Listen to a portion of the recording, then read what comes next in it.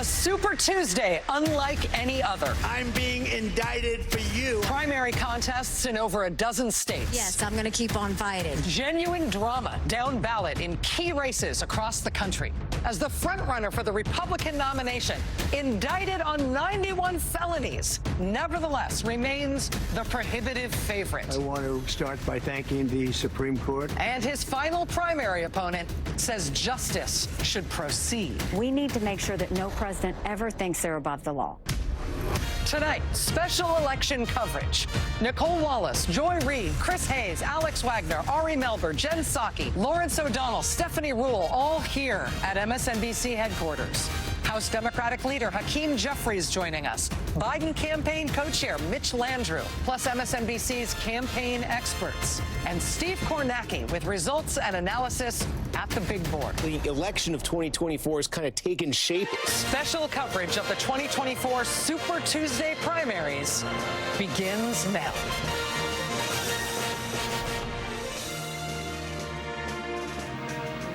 It's here. It's finally happening. It's super. Good evening and welcome. Thank you for joining us. It is Super Tuesday. I haven't slept in a week. I'm Rachel Maddow here at MSNBC headquarters in New York, along with Chris Hayes and Joy Reid and Nicole Wallace. You're back. We've missed you so much.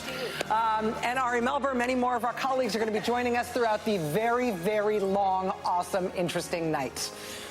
America has not had a rerun of the same two presidential candidates in back-to-back subsequent elections since 1956, when the incumbent president, Dwight Eisenhower, beat his Democratic challenger, Adlai Stevenson, again. When it was Eisenhower versus Stevenson the first time in 52, Eisenhower won by kind of a lot. When they ran Stevenson against Eisenhower again in the next election in 56, Eisenhower won again, except he won by more.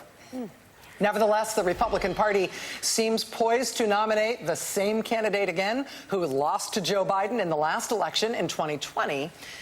But Donald Trump does have a Republican primary opponent who is, as of this moment, holding on, and tonight is an important one for her. We will have more on that over the course of the evening. It's right now just 6 p.m. on the East Coast. Voters are still casting ballots in more than a dozen states across the country. We are just getting our first Super Tuesday results, though, from Iowa. In Iowa, the Democratic caucus has never been on Super Tuesday before tonight. Famously, Iowa is always the first in the nation caucus. They always go in January. That changed this year when Democrats pushed it back. Also this year, the whole Iowa Democratic caucus was conducted by mail for the first time. But we have just gotten those results, and we have a call. Tonight, NBC News can project that President Joe Biden has won the Iowa Democratic caucus. Whew, all the suspense is over there. Obviously, this is not a surprise. Incumbent President Biden is universally expected to clean up not only in states like Iowa tonight, but in all of tonight's Democratic primaries. That said, these are the first results of Super Tuesday. First real votes out of Iowa as of just a moment ago. So we'll go to our friend Steve Kornacki in just a moment to see if there's anything more we should understand about how that went. Because President Biden does face only token opposition, the Democratic contest, as you know, it basically looks like what it looks like when an incumbent president runs for re-election. So far, President Biden's delegate count is 246 delegates for him and 2 for uncommitted. I don't know if it's Mr. Uncommitted or... on the Republican side, with 15 states holding GOP presidential nominating contests tonight, just over a third of all the delegates in the whole race are at stake tonight. On the Republican side, Nikki Haley won her first primary this weekend in Washington, D.C. If she does have a chance at winning any other contest tonight, her campaign is expecting their best chances actually in the 2 states that are going to close their polls first. Right at the end of this hour, Virginia and especially Vermont, they think are Nikki Haley's best chances. Below the presidential, though, there's a whole lot going on down ballot. In the race for the U.S. Senate Senate seat once held by the late Dianne Feinstein in California, Democrats and Republicans will all run against each other in the same jungle primary. On the Democratic side, though, there are 3 well-respected, talented, big-name Democratic members of Congress who are all on the same ballot trying to get that seat. along with the Republicans who are competing for it as well. Tonight's Senate primary in California will determine whether the general election in November for that Senate seat will be between a Democrat and a Republican, or could it be an intra-party battle between two of those powerhouse Democrats? We will learn that tonight in California. Primaries in North Carolina today will set the field for this year's highest profile governor's race. The leading candidate for the Republican nomination for governor in North Carolina has a history of Holocaust denial. He says the moon landing may have been faked. He says Beyonce is satanic.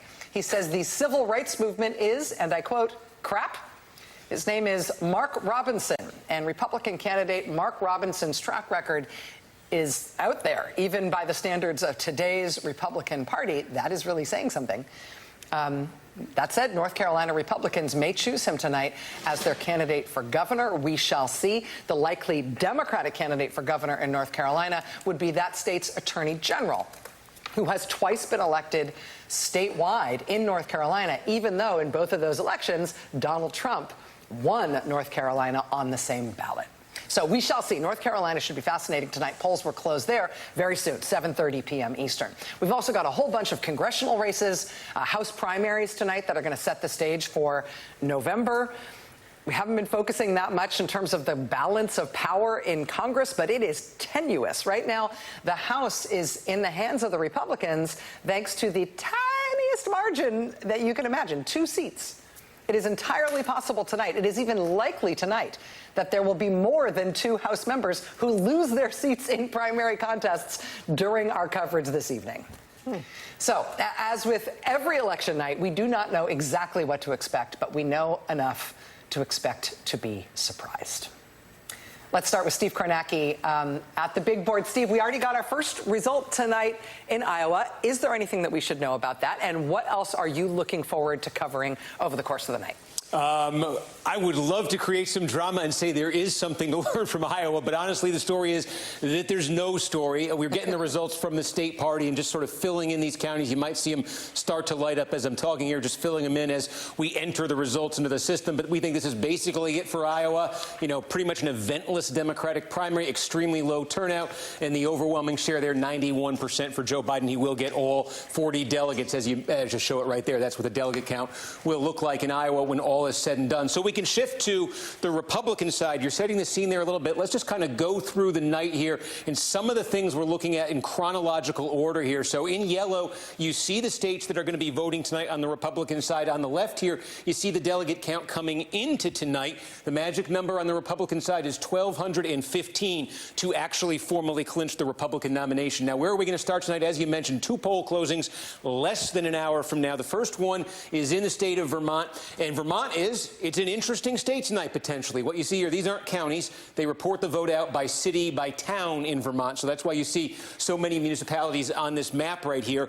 And a couple things to know about Vermont. First of all, let's take a look back at the 2016 Republican primary results. The first time Donald Trump ran for president, he won Vermont, but he barely won Vermont. He got 32.5% of the vote. Nipping on his heels there was John Kasich. This was one of Kasich's best states, and this was actually one of Donald Trump's worst states in the 2016 Republican primaries. Obviously, Vermont is a deep blue state in general elections. It's an open primary. There's no party registration, so anybody who wants to vote in this Republican primary can vote in it. There's a moderate Republican governor in Vermont who has been outspoken in his criticism of Donald Trump. That Republican governor, Phil Scott, has survived past Republican primary challenges, meaning all of this adds up to a lot of the ingredients that Nikki Haley needs on paper to be competitive in a state. There are 17 delegates in Vermont.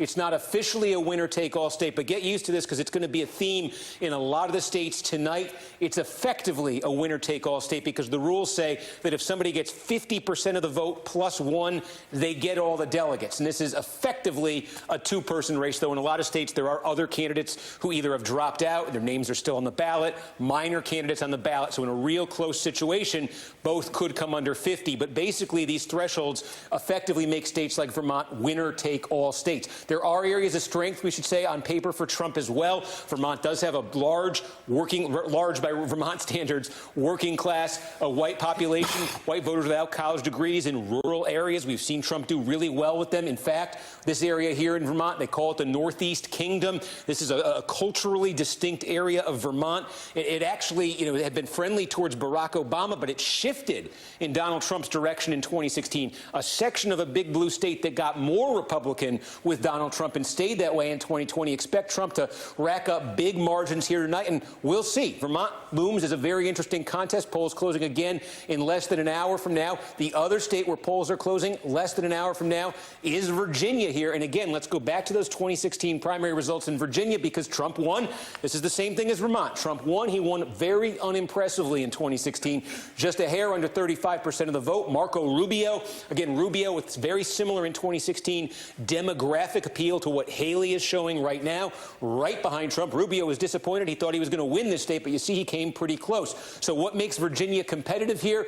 There's a big split. The northern suburbs of Washington, D.C., and the suburbs of Richmond, and to some extent down in the Virginia Beach area, versus pretty much, with the exception of a few independent cities, pretty much the rest of the state. There's collectively large, rural, working-class white populations, South Side, Southwest Virginia, Shenandoah Valley, but then in the population centers just outside Washington, D.C. and Richmond, you got those Haley-friendly, college-plus, higher-income suburbanite voters. In fact, look here, and you can see Haley's biggest bright spot this primary season so far was over the weekend when she won the Washington, D.C. Republican primary. Yeah, there are Republicans in Washington, D.C., fewer than 2,000 of them, but Nikki Haley did win here, and I think what's significant, what's notable in terms of the Virginia result is one thing we've been tracking in these states, just as sort of a benchmark state to state. In a lot of these states, the Republican electorate we know is pretty overwhelmingly white, so we've been looking in each state at the white population, what share of it has a college degree, what doesn't, because that college, non-college divide has been huge in these Republican primaries. It's huge in general elections, too. Now, in Washington, D.C., the white population in Washington, D.C., 91% of it has at least a four-year college degree. That is as Haley-friendly of a number you're going to see anywhere, and it explains this result in D.C. What's interesting about Virginia, let's flip Virginia onto the map here, and let's zoom in here just outside Washington, D.C., because geographically this is tiny.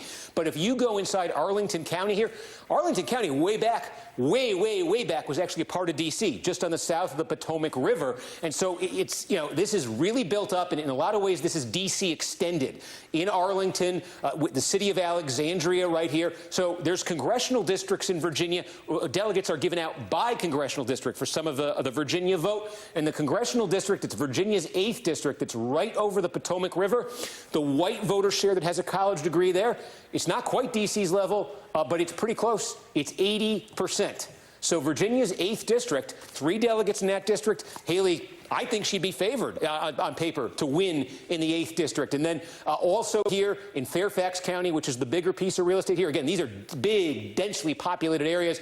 Most of Fairfax County, Fairfax City within it, the 11th congressional district, that is 75% of the white population there, college degrees. So these are some of the highest numbers you're going to see anywhere in the country in these D.C. suburbs. And you move one rung out further, Loudoun County. Remember, we talked a lot about that in the 2021 Republican primary race. It's just under 60% of the vote in that district that fits that Haley profile. So what does that add up to in Virginia? It adds up to 3 congressional districts right away that Haley has a chance to win. And if she can get a lot of that crossover vote, because Virginia also is an open primary here. So if folks who don't like Trump and consider themselves independents or Democrats want to vote in this primary, they can. If they flood the polls in that part of the state and around Richmond, could that be enough to put this state in play for Nikki Haley? That's one thing to watch. Delegates of her at the congressional district level, you go into tonight, on paper, they are likely. In a dream scenario for Haley tonight in the 7 o'clock hour, she's actually on her way to winning Vermont, and she's actually looking like she might have a shot to win Virginia. That would be the kind of start her campaign wants tonight, and that would open up potentially other possibilities for her later in the night that we can talk about. But these are very good benchmarks in the 7 o'clock hour in Vermont and Virginia, and then also North Carolina at 7:30. But in these states, if Haley is performing very, very strongly, that could tell us something. And if she isn't, that could tell us something too. Steve, this is a little bit of a down and dirty question about those results that you're talking about, but I'm just thinking about being Nikki Haley, sitting at home tonight in South Carolina, watching these results, thinking about the whole country, looking at her campaign, thinking of tonight as a crucible. One of the things she's got to be wondering is, does Vermont count fast? And does Virginia count fast? Like, are these results that are going to come in at 3 in the morning and we're going to have seen a whole lot of bloodletting for her campaign in the meantime? Or are these results that we're likely to have a pretty early idea of? So Virginia overall is an efficient state at counting its vote in the 2021 governor's race. That race was very competitive, if you recall. Youngkin, McAuliffe, and we basically had all the vote in, enough to call the state before midnight that night. But when you're asking a Haley-specific question here, and what I just went over in terms of where her strength is concentrated, typically in Virginia, some of the last places to report, the closer you get to Washington, D.C., the longer the wait has been. Now, maybe that's changed. Maybe we're in for a surprise tonight. But if what we've seen in the past holds, it's actually going to be the Trump areas that would report earlier in Virginia, and then it would be Haley kind of chipping away at that. Okay, that's important. I mean, we got ourselves, I feel like, in the 2020 election, one of the ways that we prepared for election nights, for the general election night, was thinking about the red mirage, right? Like thinking about what people's perceptions were going to be over the course of the night based on which results were likely to come in first. You know, mail-in vote, early vote versus day of vote, and all those things. There might be a tiny microscopic version of that tonight in terms of a Haley mirage with her 2 best states coming in early. That said, that pattern in Virginia might slow that down a little bit. Nicole, we're so happy to have you back. Oh, it's so nice to be back. You were off for the best possible reason. The best. Boy, did we miss you. Absolutely. Coming back, do you feel differently about this than when you left? I was just thinking that I do, and I'm still getting my sea legs on the day-to-day news. But when you step away, and you get to do this, and you've all taken time off to write books, you get hit on the side of the head by the forest. And for me, there's something so heavy about covering what could be the last election. I mean, people say it. I had Tim Snyder on, who wrote on tyranny. I mean, we're not, I think, talking in hyperbolic terms, because Trump is now running as a guy who said, quote, "I'll be a dictator" on day one. And so I feel like the very preciousness, the reason we're all here tonight, right? The reason we all sit together on these nights is because there's something majestic about, over to you, voter, your turn. And that we're actually going to be covering a general election between these 2 men where one isn't running on a promise to continue to have elections at all. Yeah. When Tim Snyder said that to you in last hour, when he said, you may be voting to never vote again. Like, that may be the vote that you cast, is to never cast another vote again. And then what's the responsibility that the authoritarian has to you as a person who's never, ever going to come back to you for your vote? Yeah, it's really just put a chill right down the spine. And just the idea that I think that in 2016, we were so reliant on investigative journalism, and all of our shows were blown up the minute the Times or the Post had a massive scoop, and it rocked our shows and it rocked our coverage, and 20 was similar. There's nothing to investigate. Trump's platform. Right. This is what he's running from on the stump when he can string the noun and the verb together. Yeah. Ari, this is your hour. We're stealing it to be here together on your set. No better team. In terms of looking ahead tonight, obviously we know enough to know to expect some surprises. I don't think anybody thinks that the Republican and Democratic parties are going to pick anybody other than the obvious nominees at the end of the day. But Nikki Haley's fate feels very undecided to me at this point. Like, I definitely don't feel like there's an obvious course for her in terms of when she drops out, if she drops out, what she says when she does, what that means for the course of the race. I feel some real genuine interest and some suspense in terms of what she decides to do with all the money that she's raised, the campaign that she's run, and the voters that she's convinced thus far. Absolutely, and we've seen her campaign slowly morph from a pretty traditional primary challenge where you're going to bow out and maybe you'll take a position in the cabinet. She had one before, to something that is edging more towards a wider criticism or protest, and where that develops over time, I think, has repercussions for Trump as a nominee, in the same way that people were wondering, is Bernie going to come back and be more loyal to the party or not? That stuff matters, especially when you have a potential nominee in Trump who is this unpopular. That's the electorate. Then there's the law side, and it's going to be be intertwined for the whole year for the reasons we all know. And on the law side, we know something tonight that we didn't know a couple weeks ago, which is there is not, according to the courts, a schedule for Donald Trump to be convicted of a federal felony by the Republican convention. And for a long time, there were Republicans and card-carrying Republicans. I'm not talking about just, somebody in Vermont or whatever. No shade to Vermont. We love you. But I can feel my hate mail now. But people at the Wall Street Journal, people who've served in several administrations, people who are very conservative, who are saying, you got to have a plan B in case he gets convicted. Haley can hold that spot, hold those delegates, or someone else can come in through the wings.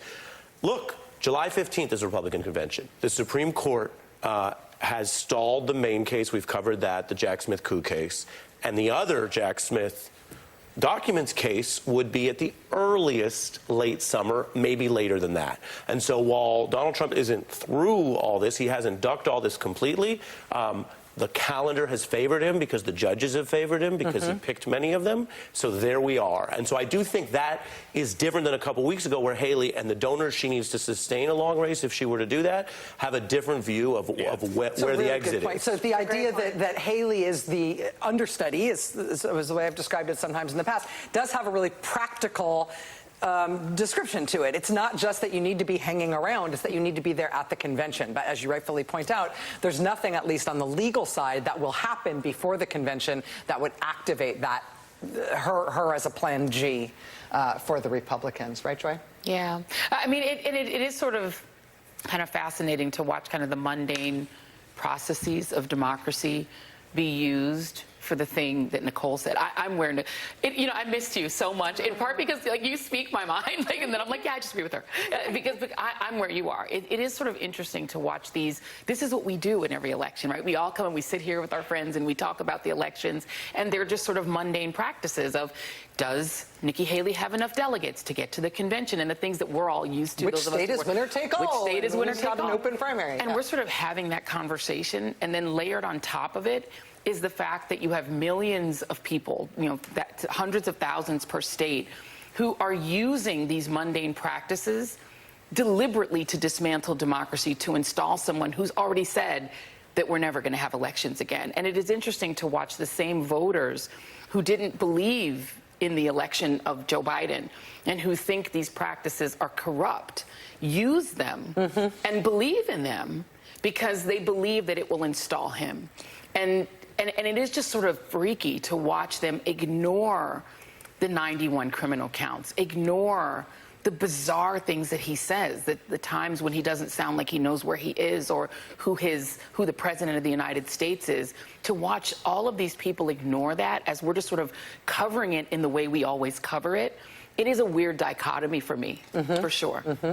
One of the things that I'm sort of obsessed with is that you've got a situation where you've got a rematch between two candidates most likely, and then there's these sort of tectonic shifts happening underneath them, right? So we're running an experiment in which we keep one thing constant, the nominees, but then other things shift. Yeah. And one of the sort of defining features of American politics since 2016, particularly, and it's reflected all out throughout Western democracies and OECD countries, is the intensification of educational polarization. You see it in Austria. When you look, what's the base of the right-wing party in Austria? It's folks with what we would call, without a college degree, a huge bifurcation. When you see the rise of what we would call the populist right, particularly throughout Europe, when we see it in South America, that base is the same base, and it's that educational polarization is getting worse and more intense in this country. We see it in every map that Steve points to, reflected fractally within the Republican coalition. You can pinpoint where Haley voters are going to be because you look at the quotient of folks with degrees and advanced degrees, and then you run that against density, right? Is it rural or urban? And you know those two things, you know a lot about the electorate. So what we have seen is basically a long-term trend in which education polarization is coming to dominate everything else. And one of the big questions the Biden folks have to figure out is how to eat back away at that trend. Because that is the tide that is pulling them. It's the tide that is pulling a lot of liberal democracies away from some of those core principles and has been the sort of wind at the back of right-wing authoritarian and populist movements. And so how does Biden appeal to poorly educated voters? Yeah, or just voters without college degrees, which might be well-educated in other ways, you know? I think people that feel very differently about how well the bargain of America is working for them or how well the bargain of the global economy is working for them in the 21st century, because we've seen it in other countries. Right. And that's, I mean, again, that stuff matters a lot at the margins, right? Like 5 points, 6 points, 7 points. That's the whole ballgame. But I would just say that I think the person who knows and would agree with you is Trump, or maybe his brain Bannon. I mean, that's why Biden was such a threat. That's why he got impeached the first time. Correct. Because Biden was the only one that threatened that. And he figured out a special, I mean, he really did figure that out. And not only did he figure that out, he has clearly governed with that in mind. If you look at where the investments have gone from the bipartisan infrastructure bill, from the CHIPS Act, and from the IRA, they have disproportionately gone to geographic areas that favor his opponent over him. But that favor Republican politics. Economics, that means it's well, that's something the else. question, right? Like, there's a bet being made there. And the question is, can you make good on that bet from a policy and messaging standpoint against the pull of all these demographic trends that Steve is going to highlight in map after map after map tonight, or we will know before it even comes up what the map's going to look like based on that data? Yeah, the most repeated, most memorable talking point and detail that President Biden himself and the Democrats have talked about with the infrastructure bill is this is good jobs for people without college degrees. Yes. If there's one thing they have said about that, it is that over and over again, and it's that dynamic at work. Exactly. All right, at this hour, we are coming up on more poll closings. Just ahead, we're going to hear from our correspondents in the states where it's all happening. Super Tuesday is just getting started, and there is a lot to come. Stay with us. Whoever gets into office, I hope and pray that they do right by the people of America, because our allies are looking at us, and they're looking at what we are doing and what we are not doing, and to be able to not to work with them, which we need our allies need us. And I think that in order for the United States to be as successful as it has been over the years, we need to take all that in consideration. What's going to happen to this country in November was the prime reason that I'm here today. I'm vehemently disturbed with the choices that we have, and wish for this country to have better.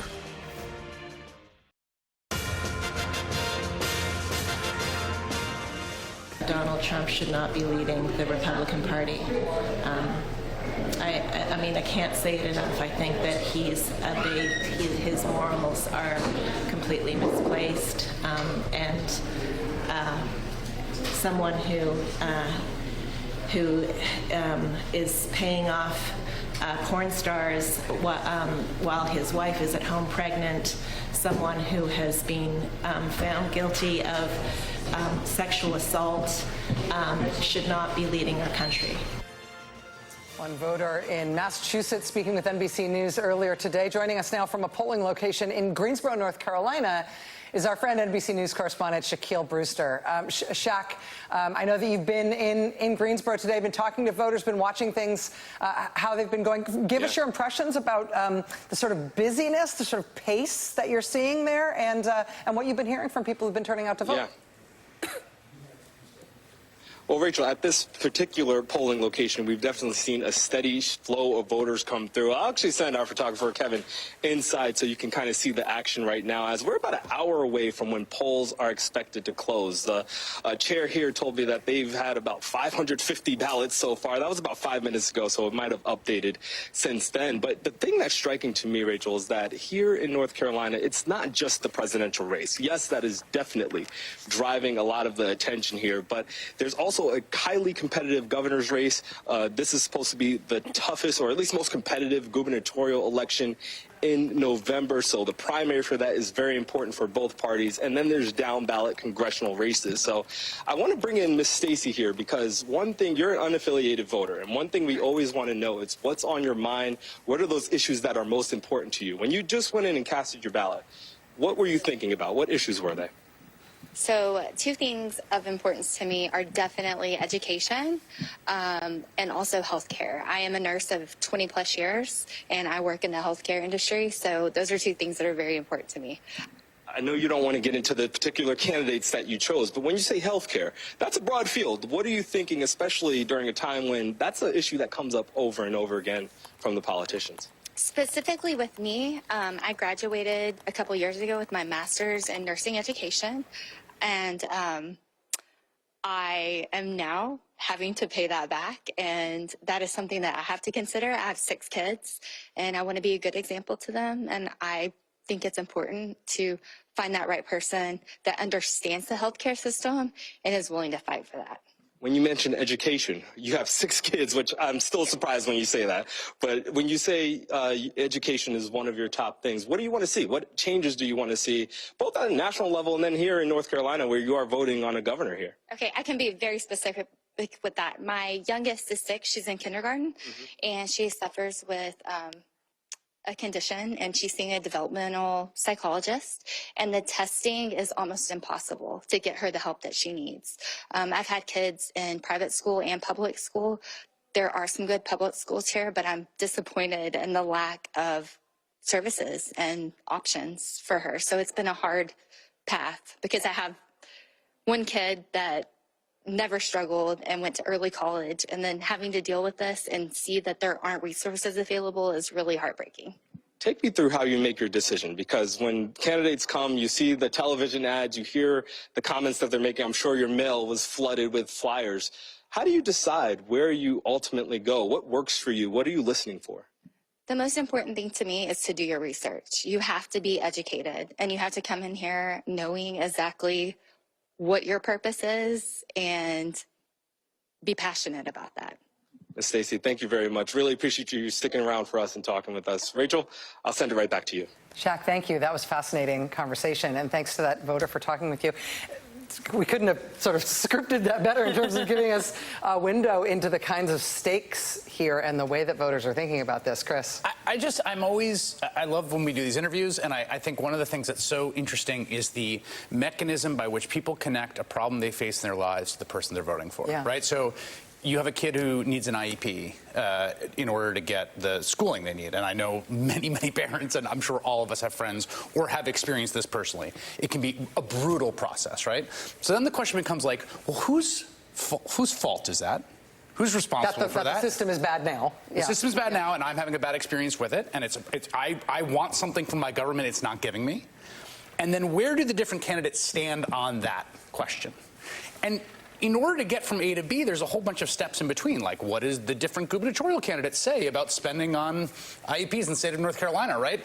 And to make all those mechanisms work, like, people need a press that works. Like, you need to know which of those 2 candidates are going to do that. And my concern in the current information environment is that it's harder and harder for voters to just make these basic distinctions. To do basic research. That basic information is harder and harder, particularly at the local level, to get. Well, can I just say that North Carolina is a state that was embroiled. If you remember the first time we heard about Bishop William Barber, it was Moral Mondays. It was the question of whether or not they would expand Obamacare in North Carolina. And one of the things that was happening is that rural hospitals were closing because of the refusal to expand Obamacare under the previous Republican governor. So they now have a 2-term exiting Democratic governor who actually was able to expand Obamacare. And they did an additional expansion, I believe in 2022. I was trying to furiously Google it. But healthcare was a huge issue. And it was an issue that actually helped elect the current governor. So it's interesting to hear this one. She was not specific about, other than what she wanted, like developmental aid for her kids. It's interesting because I have not heard or read anything about that coming up in this campaign. Like the things they're fighting over are a lot more outre. It's whether or not the Holocaust is real. Right. Whether or that's not an issue in the North Carolina governor's primary on the Republican side. It's astonishing. Yeah, and it's whether or not, I can't even remember all of his sort of outre sort of things, but the Republican nominee doesn't have a policy agenda.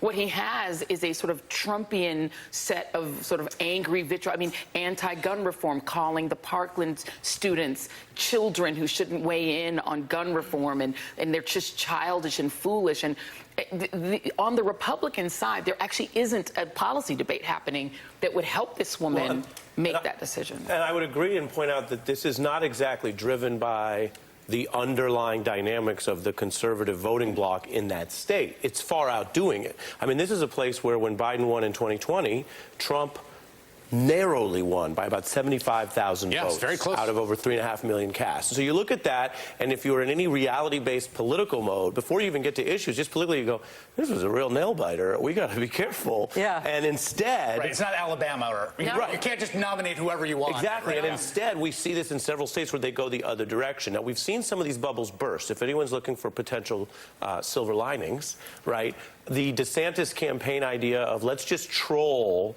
and team up with Elon Musk and do the most ridiculous performative right-wing online theater, how does that play when you meet a Republican electorate? I'm not even talking about the general electorate. Just the Republican electorate, it didn't work as well. So there was a feedback loop, high on your own supply. I think we've seen that potentially in North Carolina.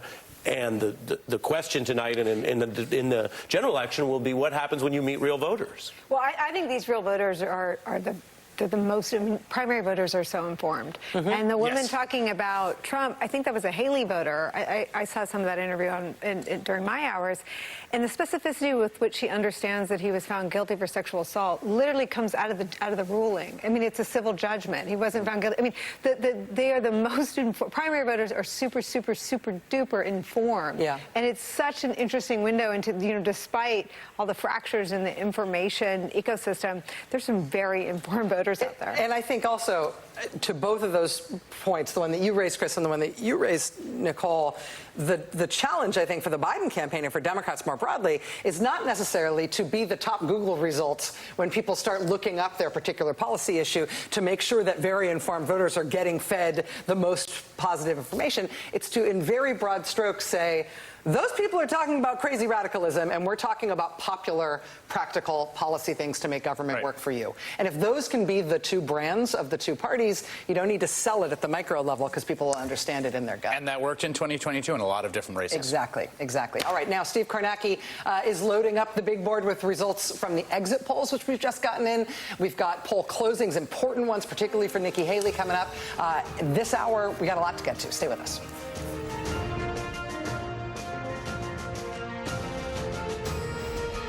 A lot of people aren't voting because they are dismayed at their choices. I think if the majority of people voted, like women, for example, who Trump has insulted multiple times, a broad swath of women, refugees, people from other countries, anyone of Hispanic origin. I mean, if all of those people voted, I don't think it would be as weird as it is now. I think it would be better. So I think people should go and vote.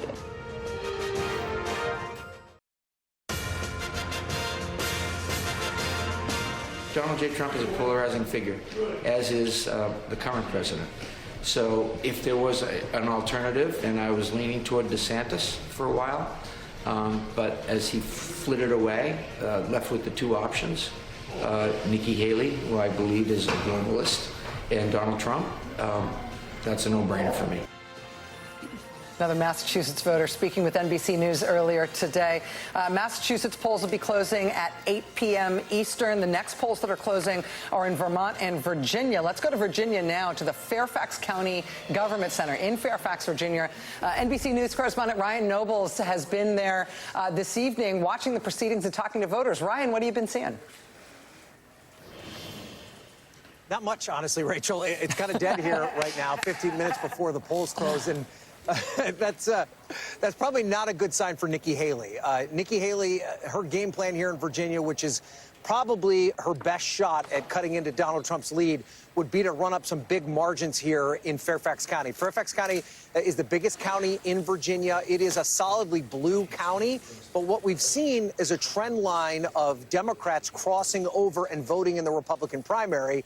You could probably make the assumption that Democrats crossing over and voting in a Republican primary, not voting for Donald Trump. And anecdotally, we have talked to voters all day today who have said just that they feel that the Democratic primary is sewn up, that they want to at least voice their opinion about Donald Trump and his performance, and that's why they're casting a vote for Nikki Haley.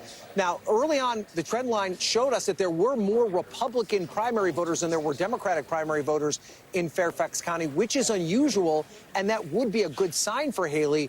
but the trend line is just not steep enough for her to really have the kind of impact statewide that she would need. In other words, she'd have to really run up the score in a place like Fairfax County and Arlington County nearby in Alexandria, these northern Virginia counties that are traditionally Democrat but have that opportunity for voters to cross over and vote in the Republican primary.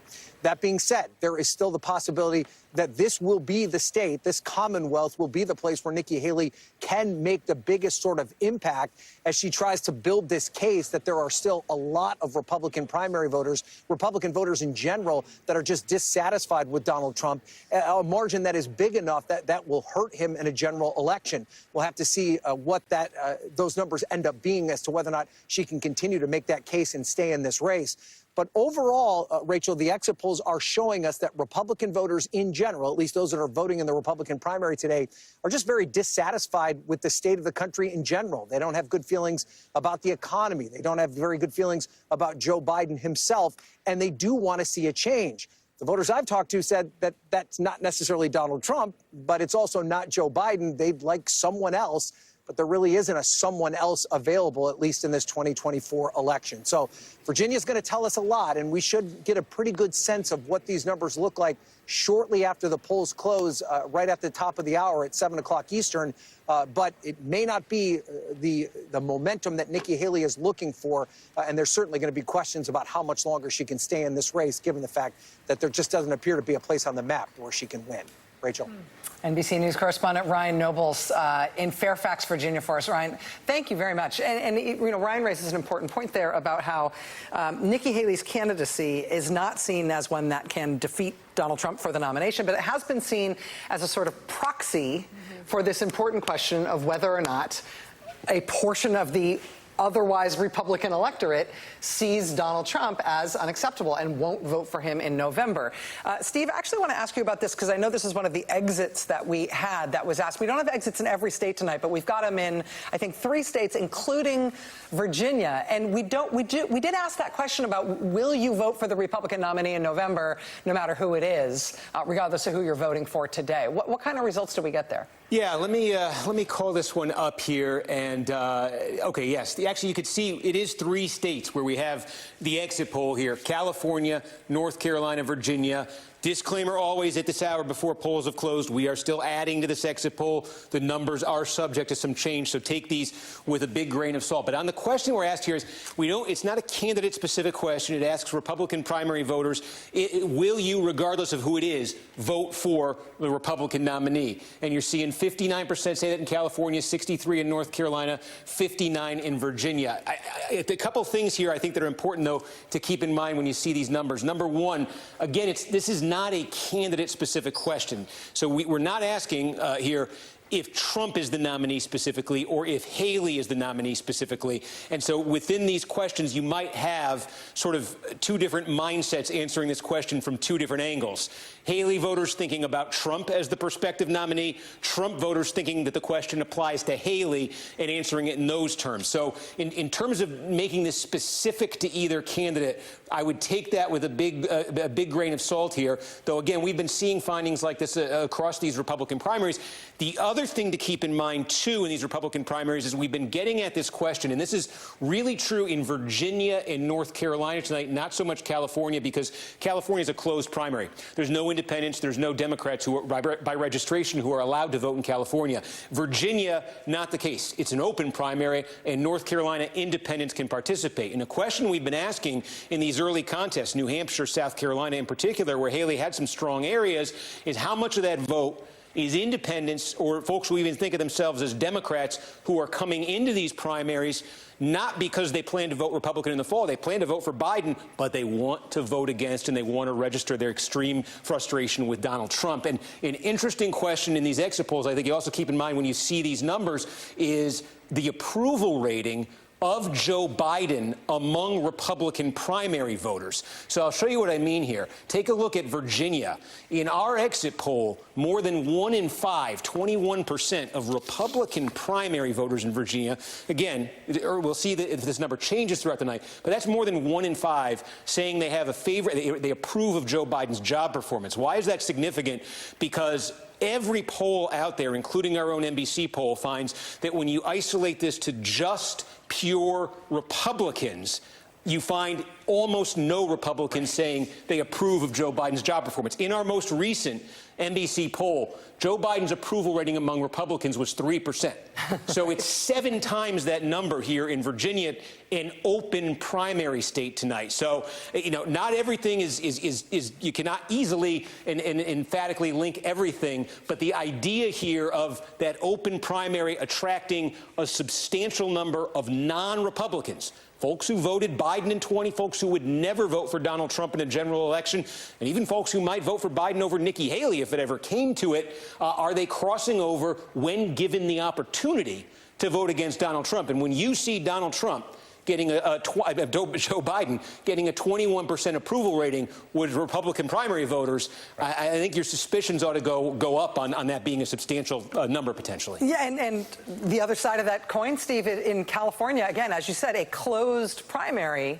So this is Republicans only in California. We think of California as a very Democratic state, but that, you know, doesn't tell you anything about the character of the Republicans there. Right. In a closed primary in California, we've got 41% saying they don't want to vote. They don't want to vote for the Republican nominee.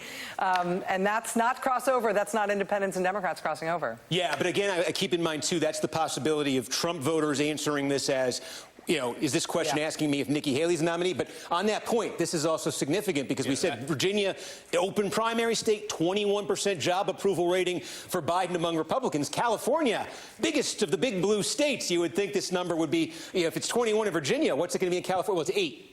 8 here in California because of that closed primary. Yes. There's no independents. There's no Democrats here. You might have some folks who thought they were independents and thought they were Democrats, and they find out they're Republicans and they got to vote in this primary. We do see that happen in both parties sometimes, but you do see, I think this number also illustrates the difference between closed and open primaries. Our Super Tuesday coverage continues. We're moments away from the polls closing in the aforementioned Virginia and also in Vermont, where Nikki Haley may have her best chance of picking up another state. Right after that, half an hour later, we'll have polls closing in North Carolina. It's all happening. Stay with us.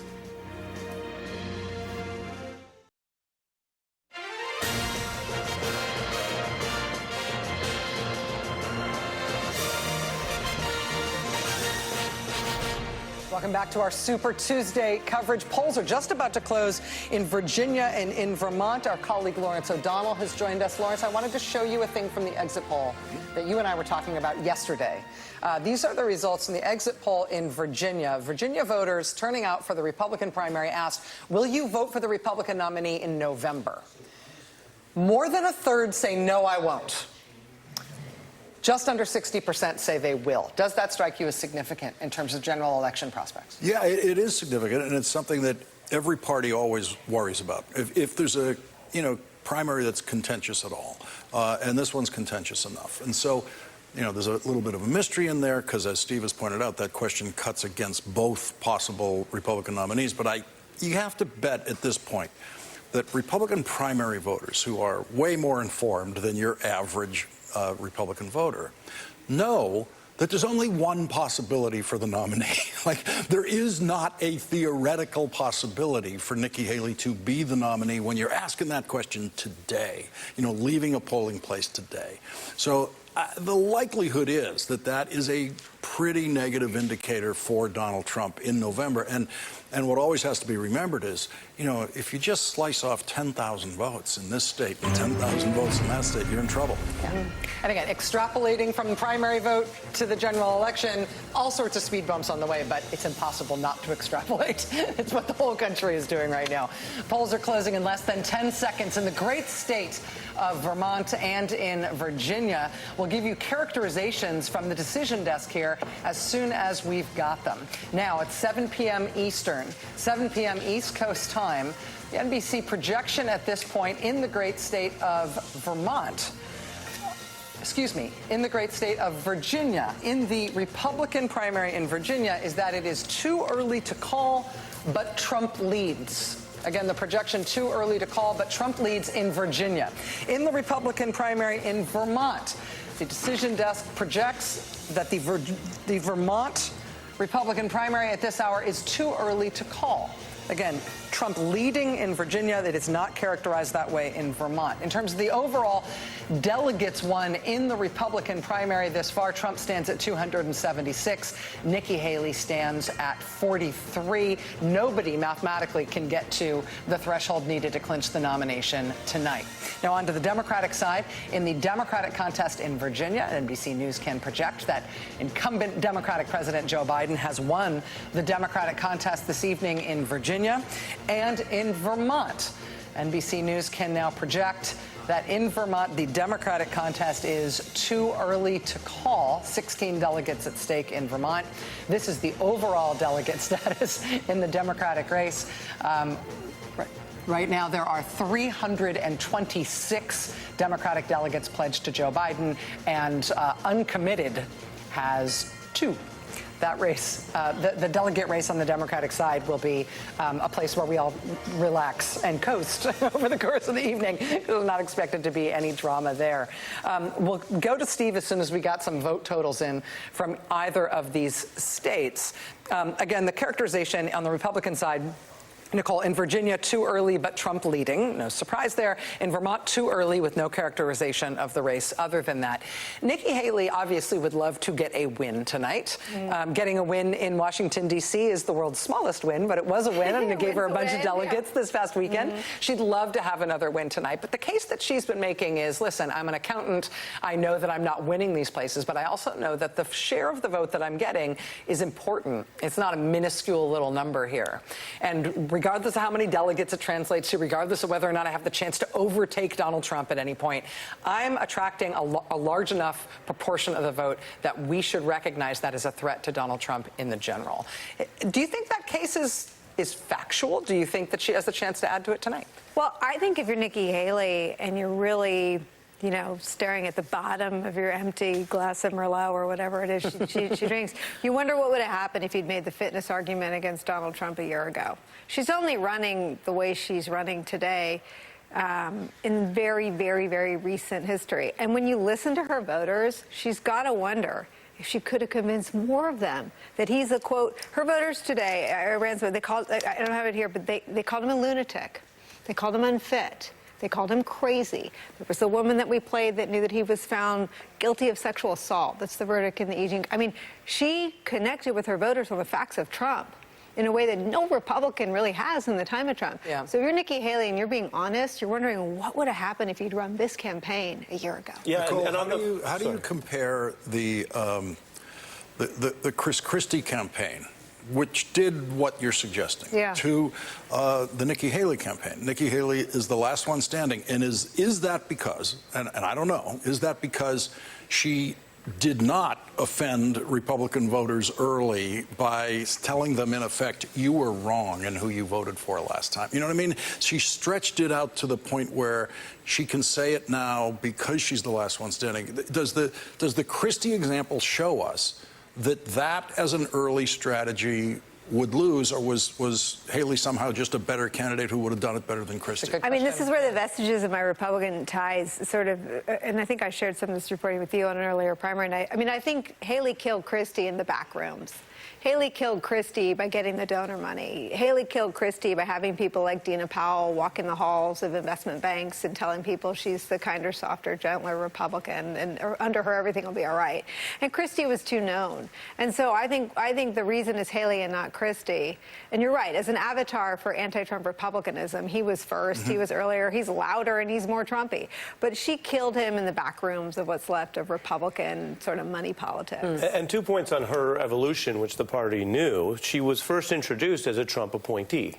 Yeah. And so she did have to sort of evolve that story over time. And look, no one's sitting here saying, oh my gosh, she's sweeping tonight, but she did better than every other candidate, including those with buzz and money like DeSantis. So I think she did, with the team around her, figure out, let's tell this story of how you slowly over time lost faith with the person that you served, which is how people met you. Which let me say, it's ludicrous, because the people that served with him were the ones that wanted to use the 25th Amendment. Right. It's like the most nonsensical argument you could ever make, because all of the reporting about the 25th Amendment was all sourced back to Trump's own cabinet, and she was in those rooms. And she was there. It's an asinine argument, but it is what she argued. It's what she presented. To Lawrence's point, it is gentle, right? Like, what did she say? She was like, he was the right president for the time. Yeah. But now, I think, man's a lunatic and crazy, he can't be there anymore. He was like saying, there's nothing wrong with you. You were right to pick him before. I was right to serve him before. But now, looking ahead to a 2024 election, of course you wouldn't pick that old man. And that's an on-ramp, right? And by the way, she has something that Chris Christie doesn't have, which is that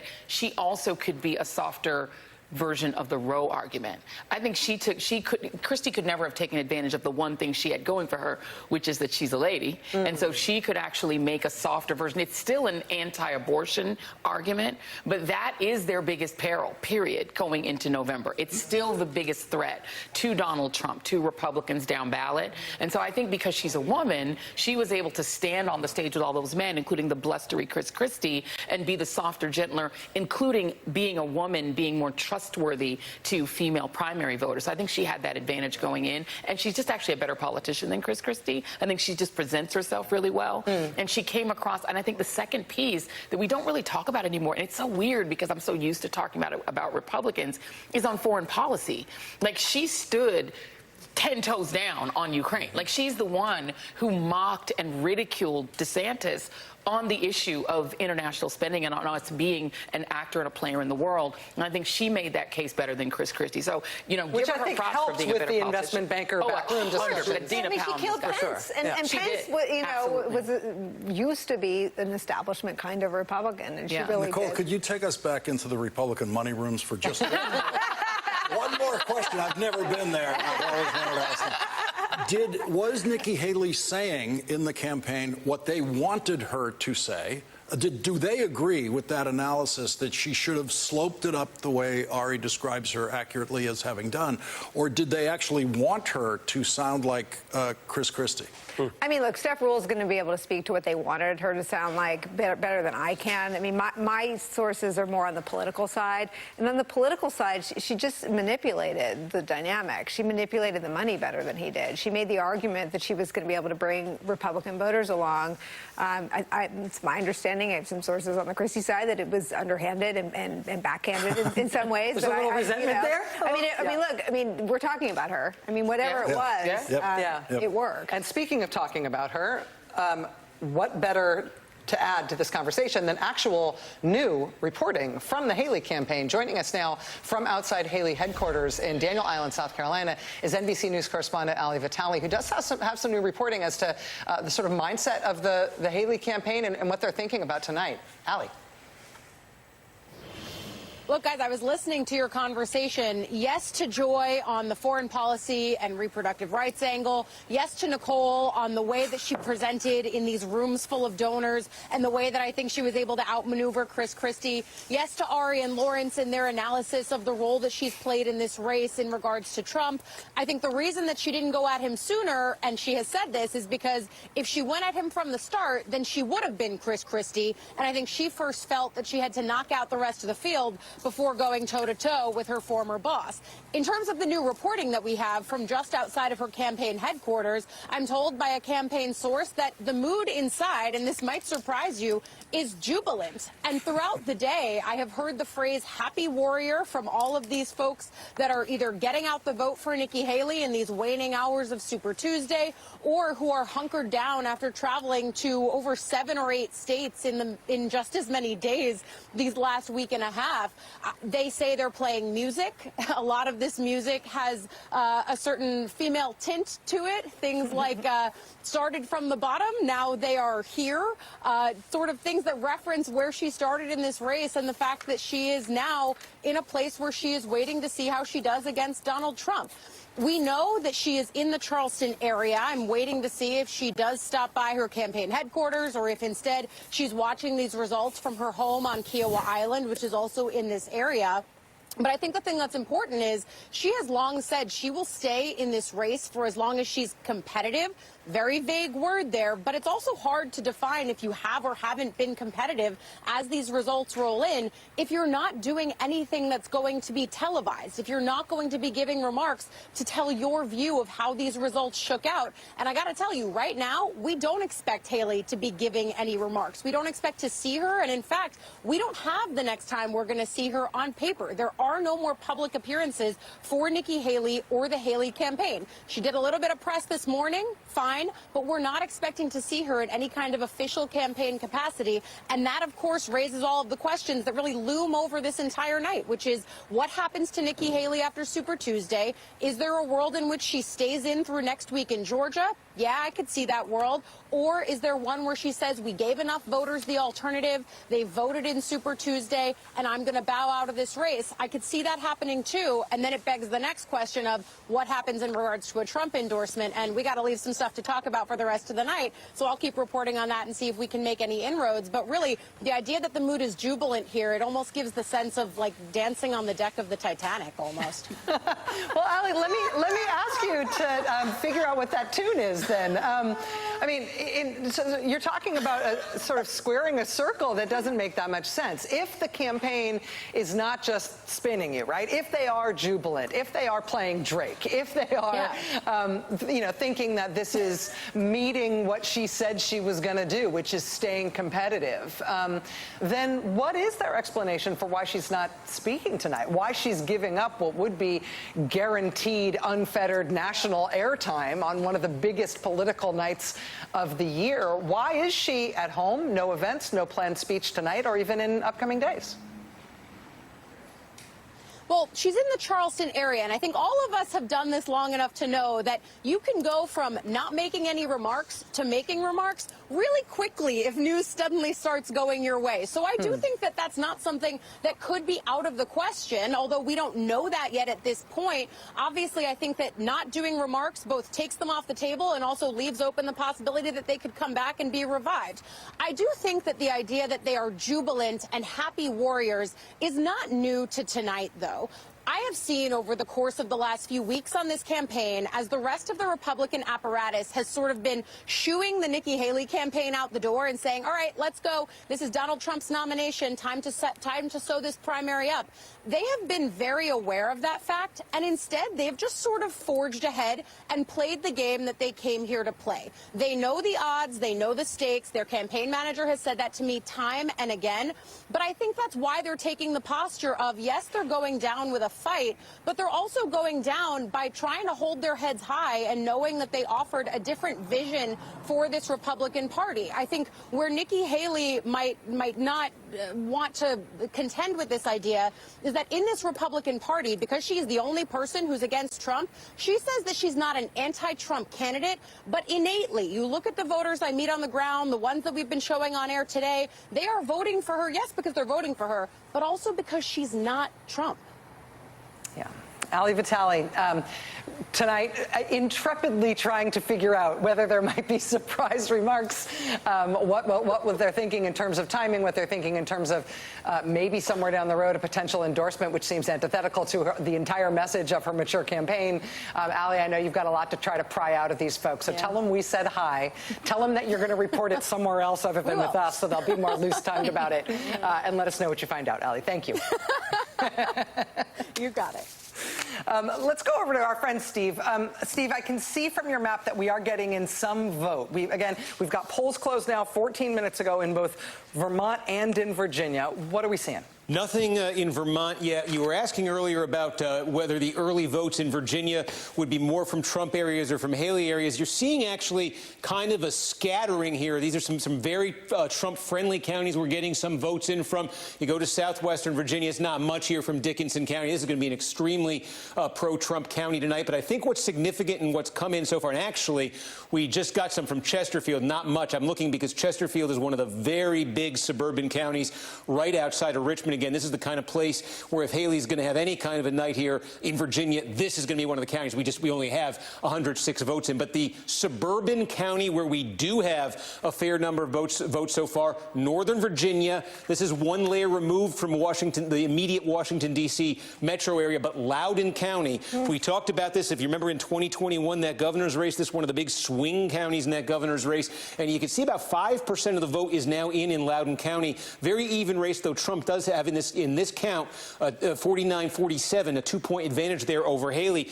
It's significant as this vote comes in because, frankly, if Haley's going to have a shot here statewide in Virginia, she's going to have to do a heck of a lot better than this. It can't be even for her in Loudoun. She's got to be winning it, and she's got to be racking up a margin in Loudoun County. One metric we're going to be using as the vote comes in Virginia tonight, let me show you. We're going to go back to the 2016 results in this state. And one way we've been looking at the primary results for benchmarks has been to go back to 2016 and look in different states at what the combined share of Donald Trump and Ted Cruz was, because demographically, the voters in 16 who were going to Trump and Cruz, very similar to the voters we've been seeing most decisively on Trump's side in this primary season so far. And you can see in Loudoun County in 2016, this added up to about 43% of the vote was Trump plus Cruz. So if you're Trump this time, and you narrowly won Virginia in 16, if you're getting anywhere north of 43, if you're getting around 50 in Loudoun, that is an improvement from that Trump-Cruz number back in 2016. Conversely, Loudoun County is one of those places in Virginia where the vote total of Marco Rubio plus John Kasich. Remember when Rubio and Kasich were running in 16? Well, you go back and look demographically at who was voting for them.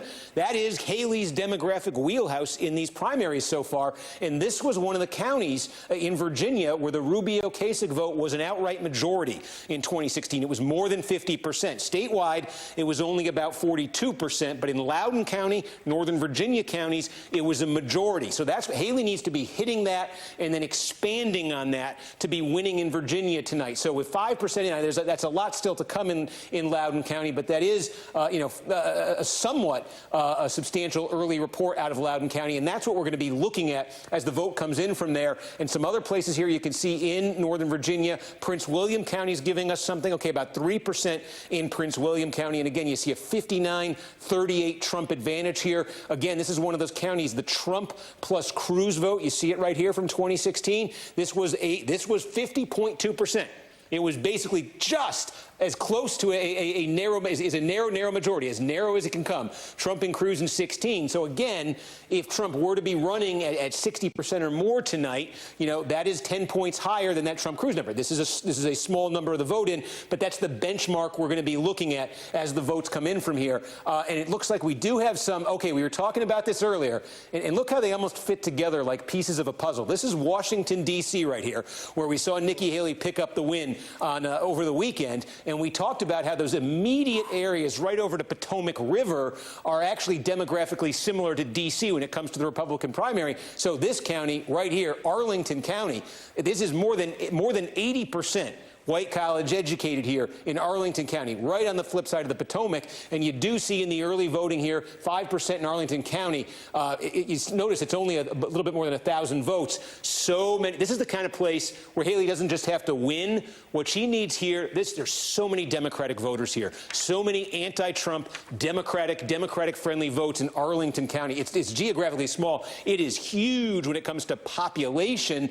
And so what Haley needs here is to attract non-Republicans to come in and not just give her a big margin over Trump in terms of the vote share. She needs votes here. She needs big numbers of votes. So we're going to be looking at what this vote share is. You see, this is one of Rubio's best places on the map in 2016. So that's what you want to look for as that comes in. But if you zoom out right now and look statewide in Virginia, what it adds up to with this kind of patchwork of returns we're getting so far is a pretty substantial Trump lead. We actually just got a big batch in here. I'm trying to see where it's from. I have to interrupt interrupt you for the only thing that I ever interrupt you for, which is that we've got a new projection, and it is in the race that you have been talking about. It is in the Virginia Republican primary. NBC News can now project that in the Virginia Republican primary, Donald Trump is the projected winner.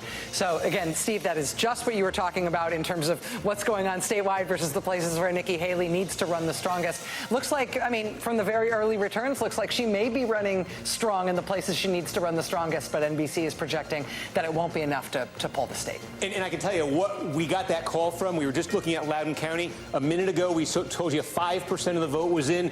The call comes because it just jumped to 33% right before you came in with the call, and you can see that lead that Trump had is stabilizing here. A majority right now for him in Loudoun County, and as you got a big batch of the vote in, Haley did not take a big leap ahead of him in Loudoun County, so that goes a long way towards giving you the that call for Trump statewide. And just quickly, I think we do have some votes coming in Vermont right now. We mentioned again that this was going to be, probably one of Haley's strongest spots of the night. The question would be how strong. And again, the thing in Vermont tonight, we're looking at these results, is we're getting them by town by town in Vermont. So they're not going to add up to a ton.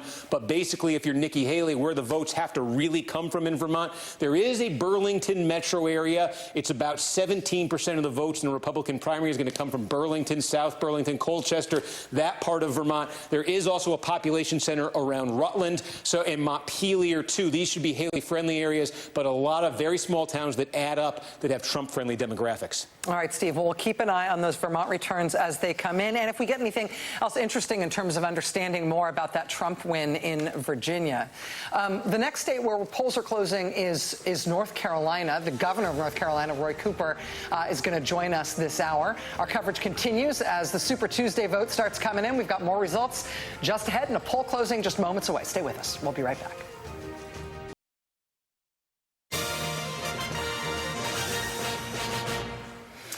My good friend Joy Reid earlier this evening mentioned something about the sort of tenor, the kind of things you've been hearing in the governor's race that's happening tonight in North Carolina. In North Carolina, both parties are holding primaries in their governor's race, and I want to play you, Joy. Yes. A little bit of sound of an ad. This was run in the Republican primary. It was run by a candidate named Bill Graham, who is supported by U.S. Senator Tom Tillis. He's running well behind the leading Republican candidate for governor in North Carolina. This is a piece of one of his most poignant ads in this primary. Watch. Mark Robinson, he suggested the Holocaust wasn't real, downplayed the Nazis, promoted Hitler propaganda. That's just plain wrong.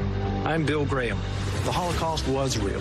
Hitler was evil, and we must stand with Israel, defend the Holy Land, and defeat radical Islamic terrorism.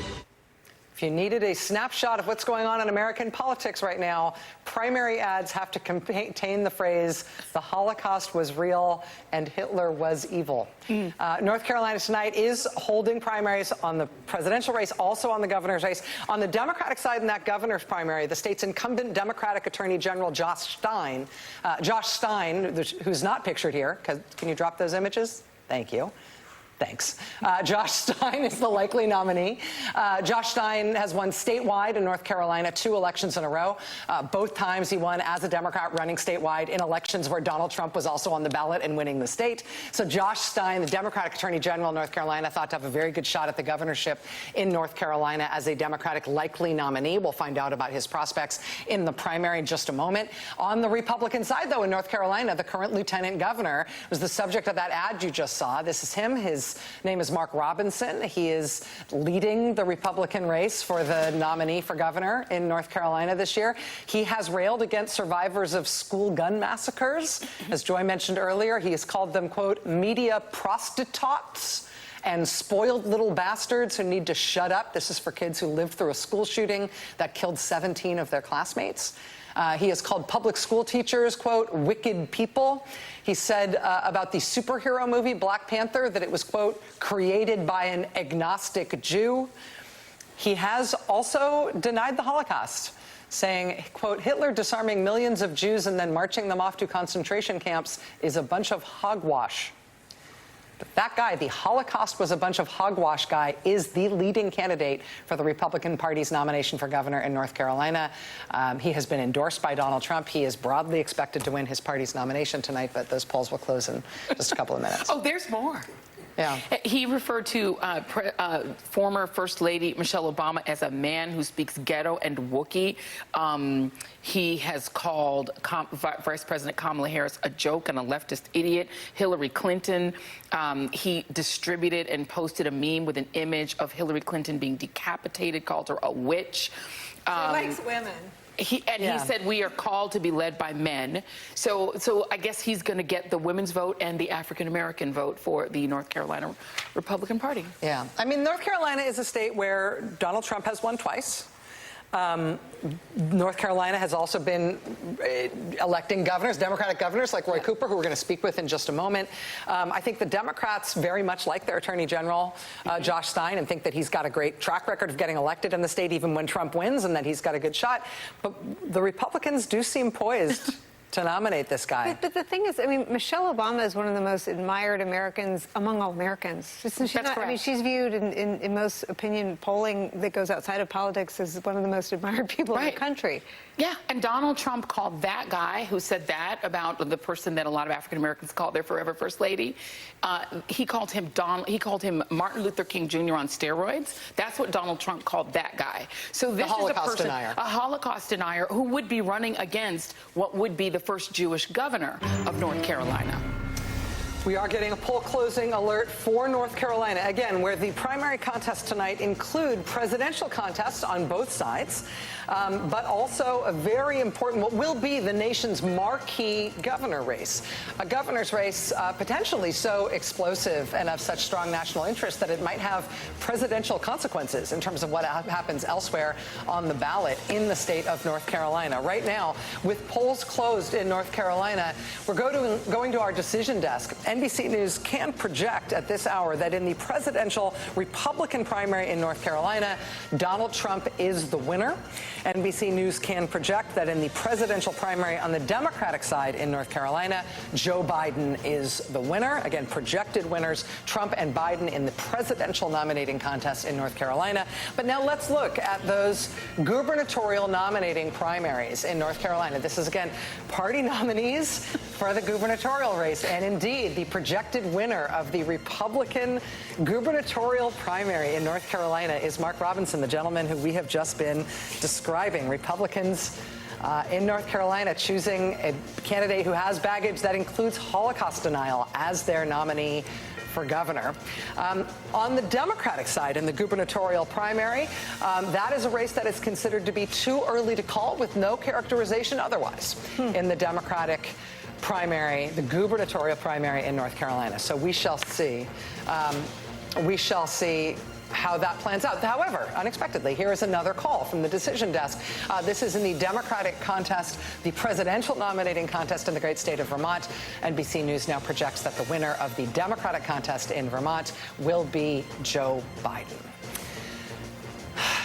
Joy Reid, I'm going to go to you, actually, because she's got more. I mean, I have a whole page of it. There is more to say about Mark Robinson, who we now know will be the the Republican nominee for governor in North Carolina. But we also have Roy Cooper standing by. We do indeed. I mean, is it too late to get Herschel Walker back in there? Because we might actually have a better chance. All right, Governor Cooper, let me introduce you. And I just want to start there, because there is a history of Republicans nominating Trump-endorsed candidates. You could go through them all: Herschel Walker, Blake Masters in Arizona, Adam Laxalt in Nevada, Dr. Oz Mehmet Oz in Pennsylvania. All of them lost, and they all lost along the same formula of being too extreme for even Republican-leading independents, et cetera. Is the campaign already written? Have you guys already started cutting the commercials for this soon-to-be nominee and apparent Holocaust denier? Well, Mark Robinson is the most extreme candidate that we've seen in North Carolina history. And remember, Jesse Helms came from North Carolina. I served as chair of the Democratic Governors Association in 2022, and Mark Robinson is the kind of candidate that MAGA has brought forward. I heard just before that the long list of things, there's a lot more, calling LGBTQ and cue people filth, saying that he would shoot government officials with his assault weapon if they got too big for their britches, saying men should lead, not women. This is issue after issue where he shows the most extreme position. And we're about to nominate Josh Stein, who is our current Attorney General, who is stood up to Big Pharma, has the integrity and the grit to lead a closely divided state. We have to work in a bipartisan way in North Carolina to get things done, like expanding Medicaid, like North Carolina just did. And Josh Stein is the guy we're going to push hard. But you look at Trump and Robinson, it's double trouble at the top of the ticket in North Carolina. I think that's going to bring a lot of people out to vote. Reproductive freedom for women is going to be a strong issue in North Carolina this time. Health care, with Medicaid just expanding and hundreds of thousands of people getting health care. Donald Trump has just said he wants to rip it away. He wants to gut the Affordable Care Act. We have to be really careful about that, because this is one of the few promises that he actually tried to keep when he was president. The Affordable Care Act was in significant danger then, and he will do it again. And we know that one of the races that's also happening is the race to potentially replace the former Democrat who switched.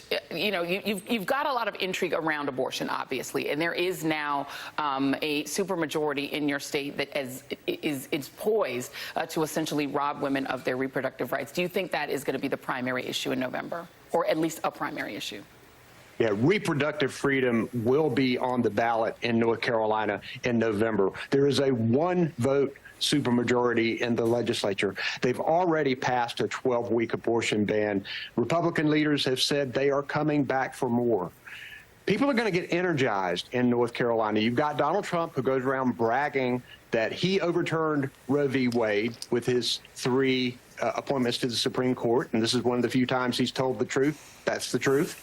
And then we have Mark Robinson, who is against abortion under any circumstances with no exceptions. We know that we're going to work to get a Democratic governor elected. We believe we can win this state for Joe Biden. He has targeted North Carolina. This was his closest loss last time. We're the 3rd fastest growing state. Our blue cities are getting bluer. We believe we can win this race for Biden. And with this undercurrent, we're going to be working very hard to break the supermajority in the legislature so that a future Governor Stein's vetoes can be upheld, and we can stay out of these culture wars and protect women's reproductive freedom and protect our public schools and continue to fight climate change and do the things that we know the people of North Carolina want to do. Mark Robinson does not reflect North Carolina values, and we're going to show that in November. Really quickly, because I am a bit obsessed with North Carolina. In 2004, this was one of the 3 states that Democrats who were sort of behind the scenes or were thinking could be a flip state. It is a state that Barack Obama did win by 14,000 votes in 2008. He only lost it by about 90,000 votes in 2012. And I went through a deep dive today on these races. Your state loves your governor's races, and actually the turnout in your 2 re-elects was higher than the turnout for either of those 2 presidential elections that I just discussed. 2.8 million people voted for you in your re-elect, and that's higher than voted in the presidential races. But there have been also some narrow losses. This is a narrow state. Sherry Beasley, who was the former leader of your Supreme Court, the former Chief Justice of your Supreme Court, she lost narrowly, 47.3% to Ted Budd, a very extremist anti-abortion candidate who got 50.5%. So this is a very narrow state. How do you then sort of, what is the strategy to make sure that it doesn't go that way again? Because Ted Budd is also an anti-abortion candidate. You have seen that kind of candidate be able to slip through. So what's the strategy against Mark Robinson? Is it just literally running ads, letting him talk, and letting him say his extremist things? Because it is a state that could flip either way.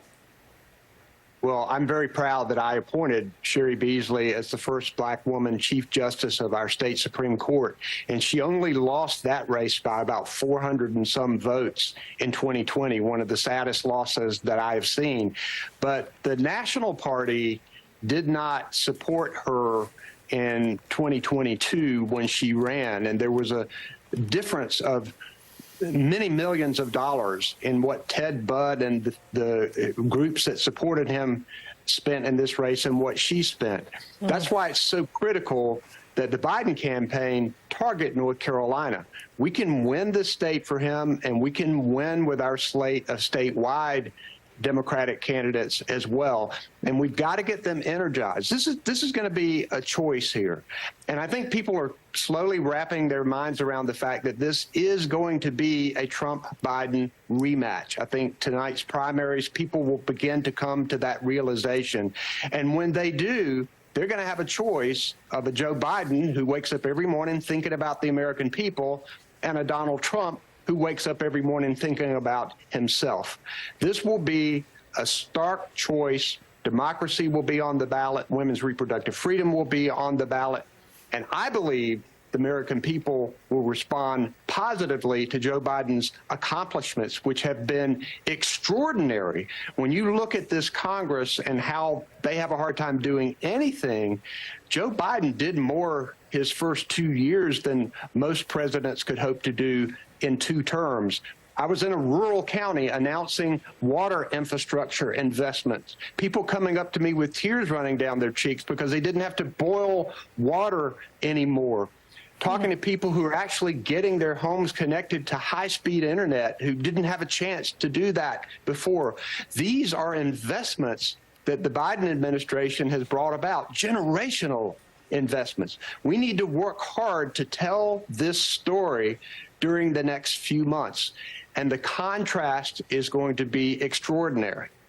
Rachel. Governor Cooper, this is Rachel Maddow here. I'm really grateful to have you here with us tonight, especially with this timing and so much drama around what's happening in your state.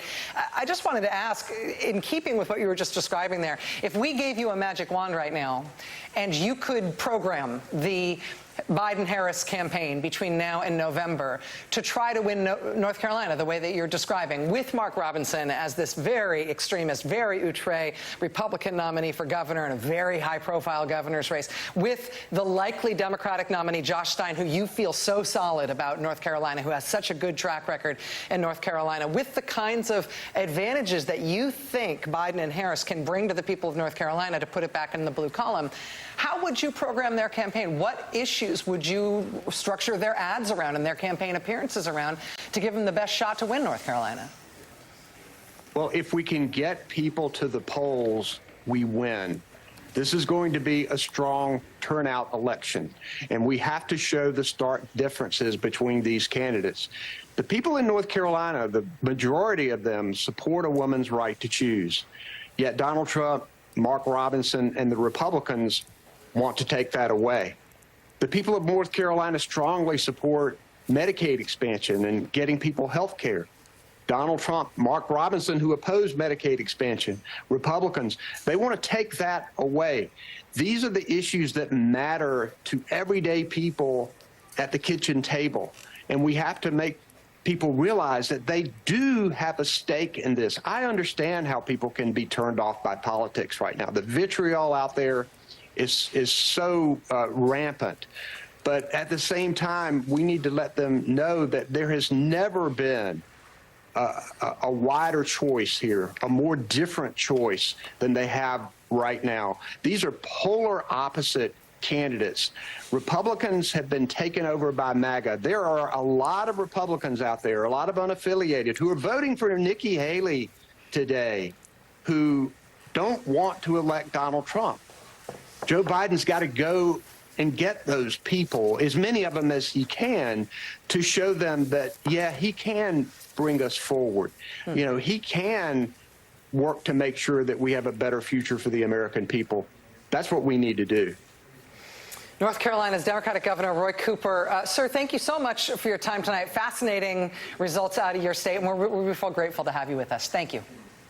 Thanks, guys. All right. It's about 15, 20 minutes to 8 o'clock on the East Coast right now. At 8 o'clock, we are going to have a whole bunch of poll closings. We are going to have Alabama and Maine and Massachusetts and Oklahoma and Tennessee. We will have polls start to close in parts of Texas. There's a lot still to come. Polls have already closed in Virginia, in Vermont, and North Carolina. Results from those states still pouring in. Lots to get to. Stay with us tonight here on MSNBC. What made you switch from Trump to Nikki Haley? The man is a lunatic, and I think he's terrible for the country. What are you thinking about when you say that? Just that he lies, he cheats, he's bankrupted millions of businesses and people, and I don't see anything good about him. Let me ask, if Donald Trump is the nominee in November, do you support Joe Biden over Donald Trump? No.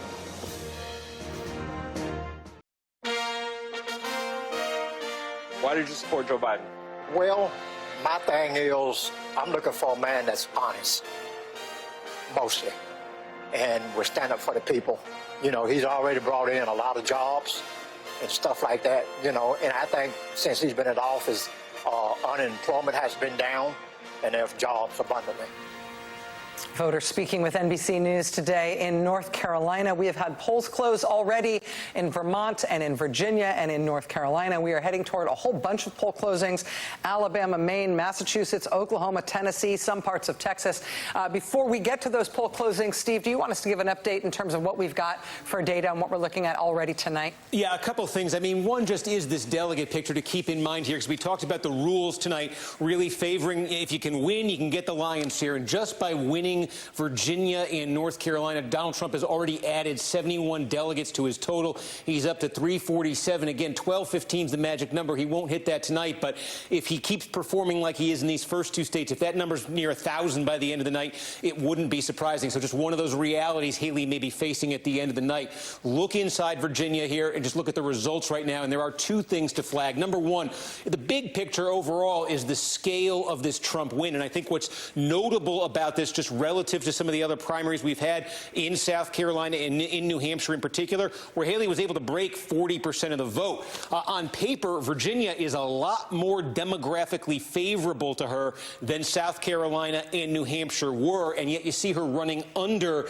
that number that she got in New Hampshire and in South Carolina. And a great example of it is Chesterfield County. The demographics of Chesterfield County, big suburban Richmond County, basically match that of a congressional district that Haley won in South Carolina. She got delegates out of one district in South Carolina, and it looks an awful lot like Chesterfield County, but here tonight, Trump is winning that 2-1.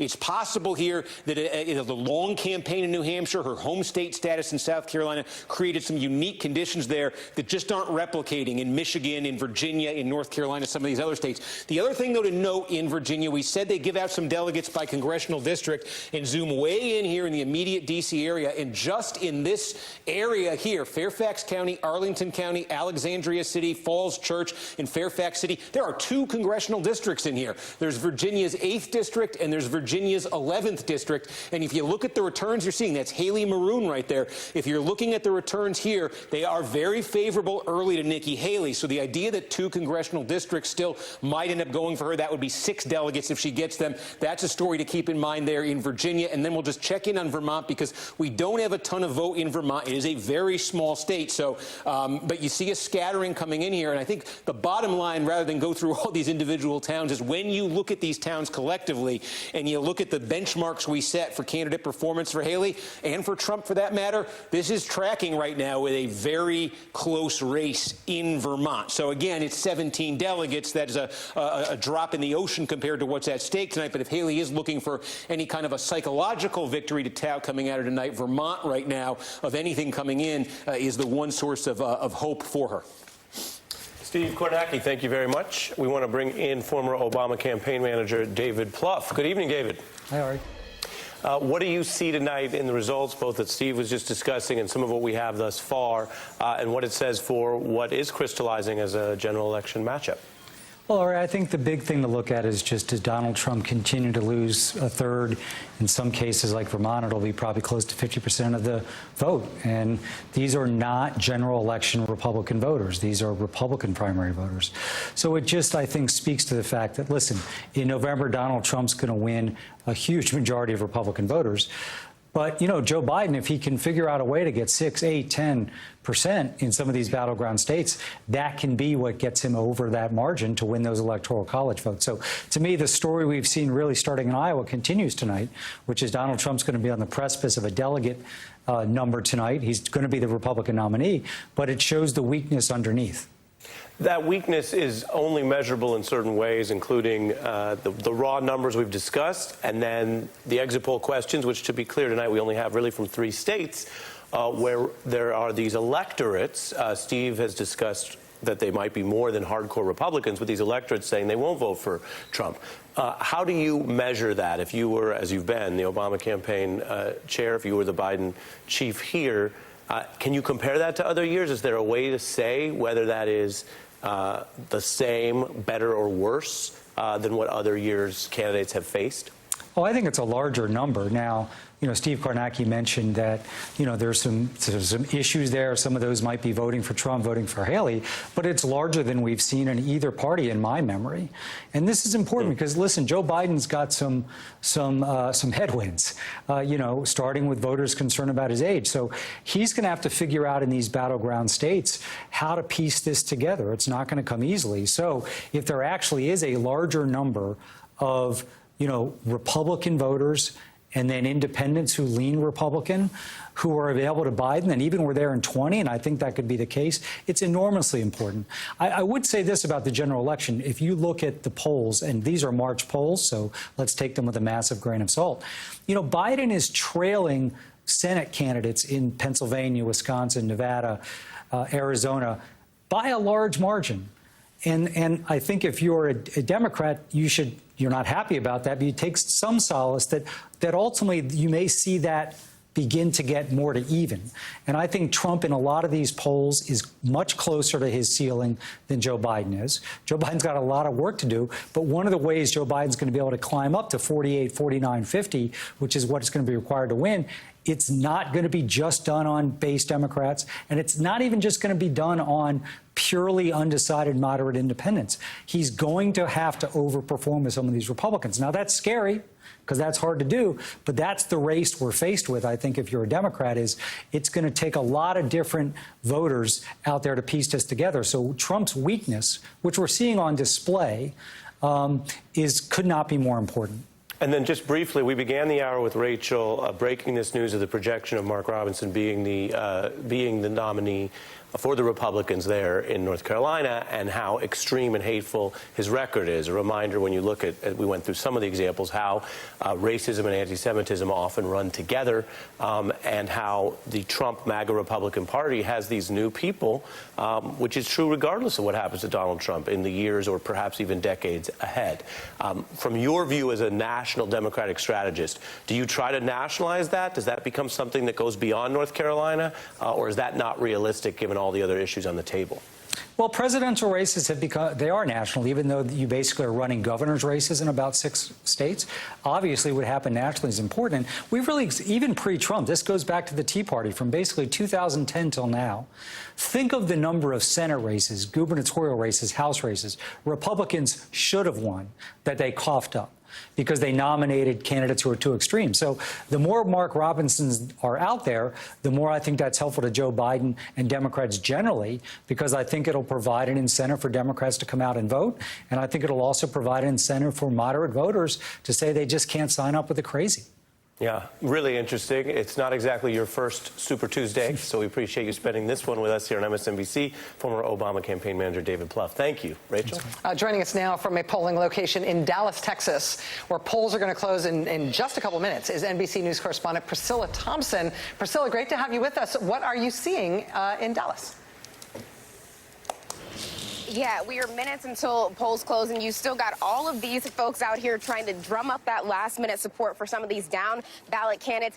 And you've also got a bit of a line out the door here. We're going to get as close as we can, but we need to stay 100 feet away. But stragglers coming, trying to make their voices heard before those polls close. And there's been a line out the door even longer than that for about the past hour here. And, of course, the presidential primary is the big race on the ballot here. I've spoken to a number of voters, 2 women who are supporting Donald Trump, and I also spoke to a woman who is backing Nikki Haley, and all of them saying that the #1 issue on their minds here is immigration and the border, also mentioning the economy, the wars in Israel and Ukraine. But the big one for a lot of folks here in Texas is immigration, and that is important because in addition to the presidential primary, there is also a big down-ballot race here with the Senate and determining who is going to take on Senator Ted Cruz. You've got 9 Democrats vying for that opportunity. And if no one gets a majority, this could be headed to a runoff, which means that we may not know who that Democratic candidate will be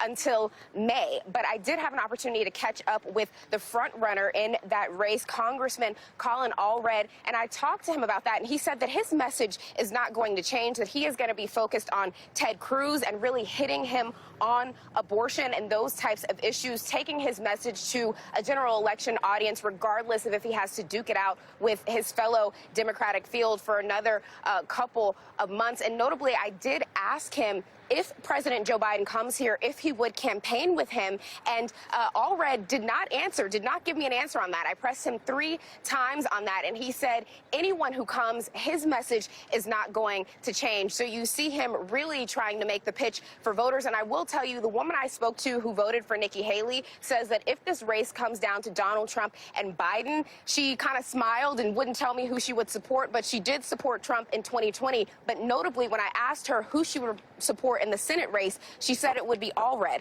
So conservative on issues like the abortion and the economy, but says that she leans much more with Democrats and independents when it comes to some of these social issues like abortion.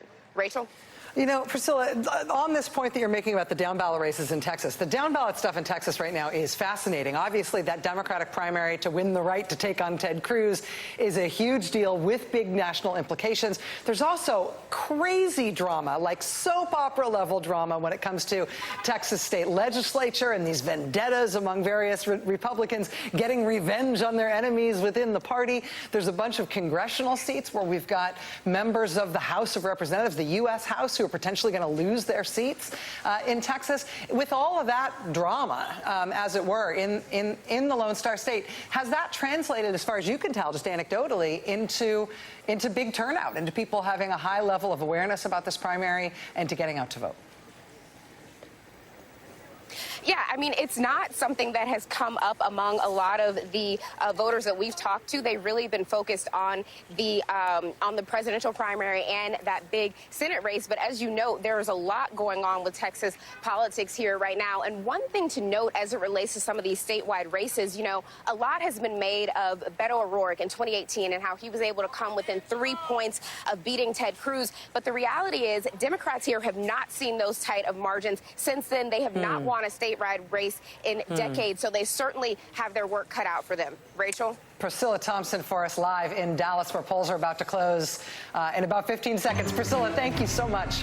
That noise means that we are about to get poll closings. Now, in Texas, there are counties in West Texas where the polls will be open for another hour, so we will not get any projections right now out of Texas, where although some polls are closing, not all are.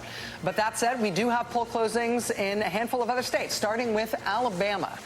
Looking at the great state of Alabama, not starting with Alabama, starting with Massachusetts. Thank you. That's not the order in which I was expecting to get this news, but alas, there it is. NBC News, our decision desk, projects that in the state of Maine, the Republican presidential contest is too early to call. Now, I'm going to guess the next one is Massachusetts. Hey, there we go. Nailed it. Doing this just because I live there, so it'll be hard for me to go home. NBC News projects that the Republican presidential contest in Massachusetts is too early to call. Next, we go to Alabama, where NBC News projects that the Republican presidential contest is too early to call. Next, we go to the great state of Oklahoma, where NBC News projects the Republican race is too early to call. Next, we go to Tennessee, where NBC News projects the Republican race is too early to call. And again, we're taking a look now at the delegates overall. You see Trump there overall in the Republican presidential race thus far. He's now got 347 delegates locked up. Nikki Haley at 43. Up in the upper right-hand corner there, 1,215 delegates needed to clinch the nomination. Nobody will get there tonight, even with Trump having that massive lead on Haley, a lead that is expected, of course, to grow over the course of the night. He will not clinch tonight. Now over onto the Democratic side. The decision desk looking at the Democratic presidential contest in Maine says it is too early to call on the Democratic side in Maine. Now going on to Massachusetts. The decision desk, NBC News, projecting that it is too early to call in Massachusetts. Now on to Alabama. NBC News projecting it is too early to call in Alabama. Now on to Oklahoma. NBC News projecting it is too early to call in Oklahoma. And now on to Tennessee.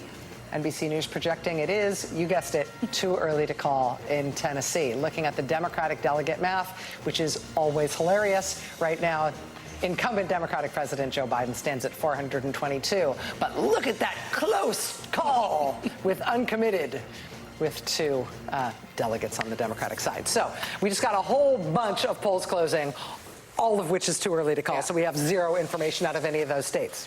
Can I just mention one thing about the Biden? So the Biden campaign folks, the way, when you talk to them, the way they're looking at tonight, even though it is we're sort of giggling along that it's sort of the call and, 2 versus 422 is pretty overwhelming, is that I think what the campaign is, what will tell you is that what they're looking for is a sense of finality. You heard Governor Cooper say that. That what they're looking to is sort of end of sort of fantasy football. There is this kind of fantasy sort of side story that's happening among some Democrats where they have this wish casting of this other campaign that will happen. Oh, that it's not going to be someone President else Biden. Will be Biden, somehow, right? That it won't be Biden-Trump, that somehow, maybe it's not Dean Phillips, but there'll be some Deus Ex Machina ending that removes somehow Joe Biden and it's someone else that's going to be the nominee. And what the campaign is hoping is that Super Tuesday, the overwhelming victories he's going to have against Dean Phillips, who no one knows who that is, and even the overwhelming victory against uncommitted, what they're hoping for is a psychological shift among Democrats. Because the way they see the gap between Trump and Biden right now, the way the campaign is looking at it, is that part of that gap is that kind of wish casting, that somehow like the end of Jurassic Park when like the giraffe, when the T-Rex saves everybody and they were really supposed to die, but the T-Rex comes and says, they're looking for that. They want that to go away. Yeah. There is no T-Rex. It's going to be Biden. Yeah. And that once people accept that he's the nominee, in their thinking, those gaps will start. Gaps start to It is like one of the most toxic things out there for Democrats, and it is one of still sort of the DNA differences between the two parties that remain. Republicans, the woman who thinks that Trump is a lunatic goes on to say in that interview with NBC News that we cut it off where she says she won't vote for Biden. She goes on to say, well, I don't wait to see who Trump picks for VP.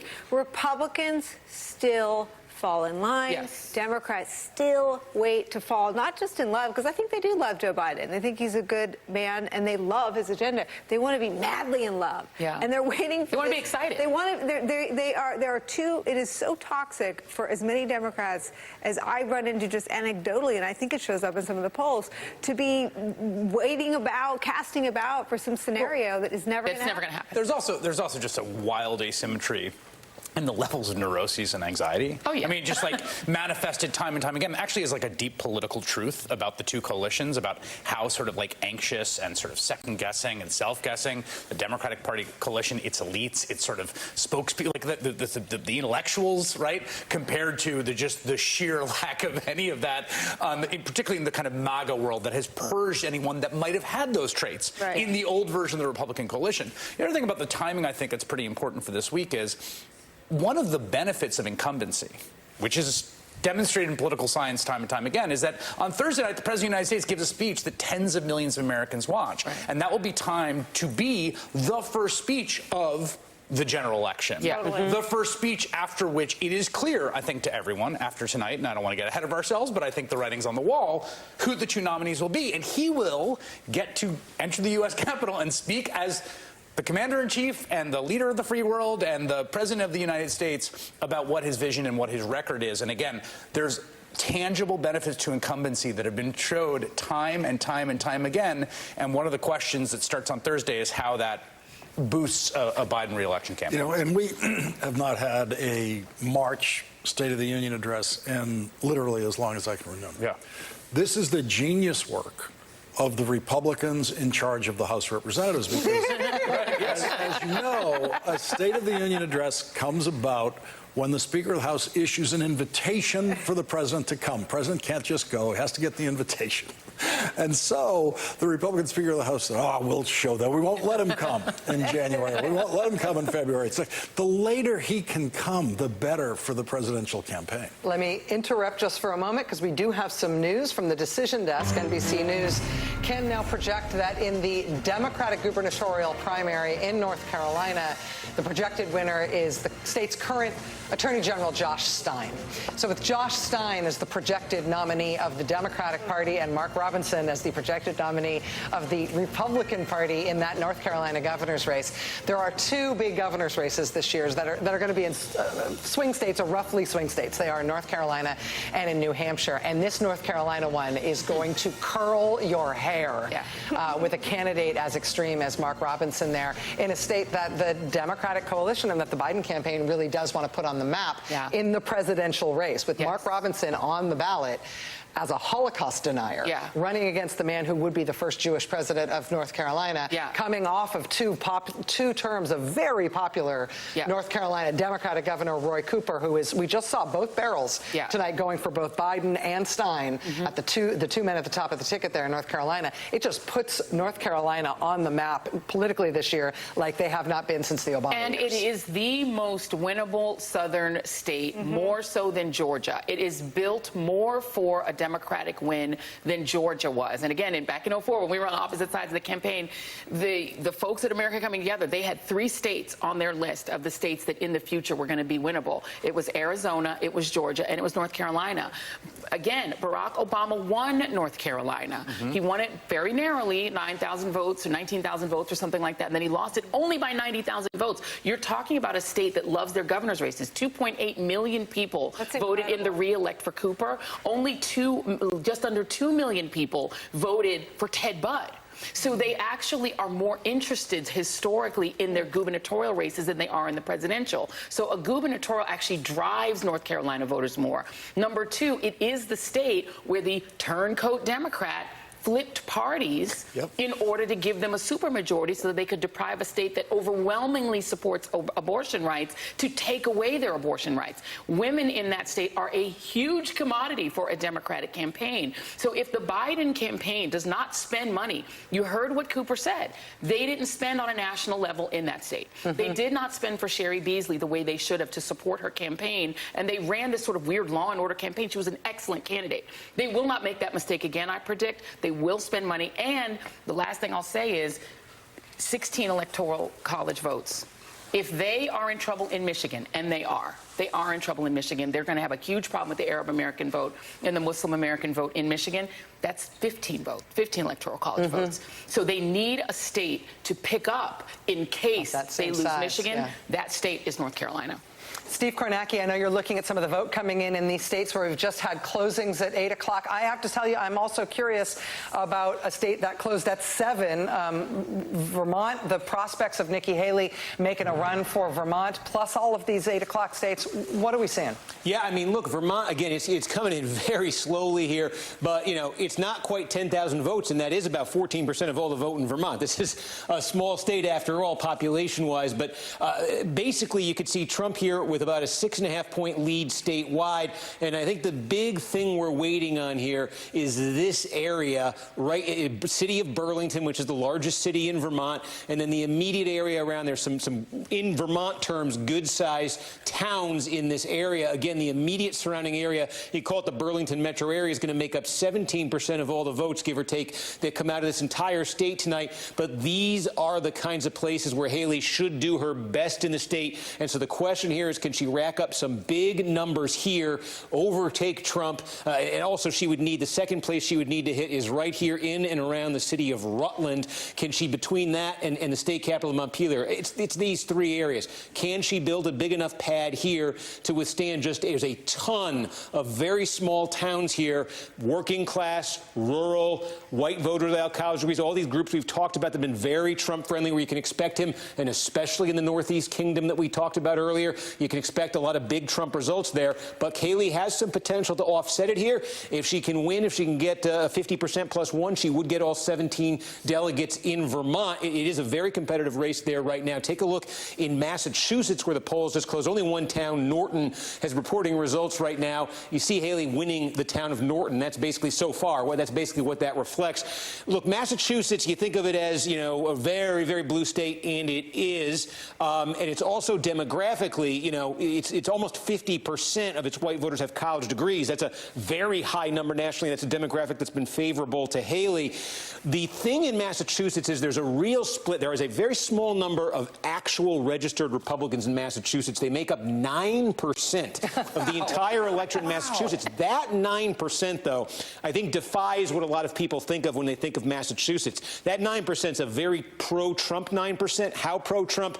The Republican governor of Massachusetts a few years ago, Charlie Baker, was very popular overall with voters statewide. Had his second term, facing the possibility of running for a third term. He concluded that he could not win a Republican primary, and he declined to seek re-election in 2022. So Haley tonight, what's interesting is you figure that 9% is going to be very big for Trump. It's a good chance that's going to be enough. But how about this number? There is 60%, 60 of the electorate in Massachusetts is independent. I don't think there's a state where there's a bigger spread between the share of voters who are independent and the share who are Republicans. And this 60% can take part in this primary. So it's a bit of a wild card to keep an eye on as the results start to come in. One other New England state, you know, again, we just have very little from Maine right now. And again, you might think New England, you know, blue state in the fall. Remember, Trump has won now twice one of Maine's 2 congressional districts in general elections, getting an electoral vote out of Maine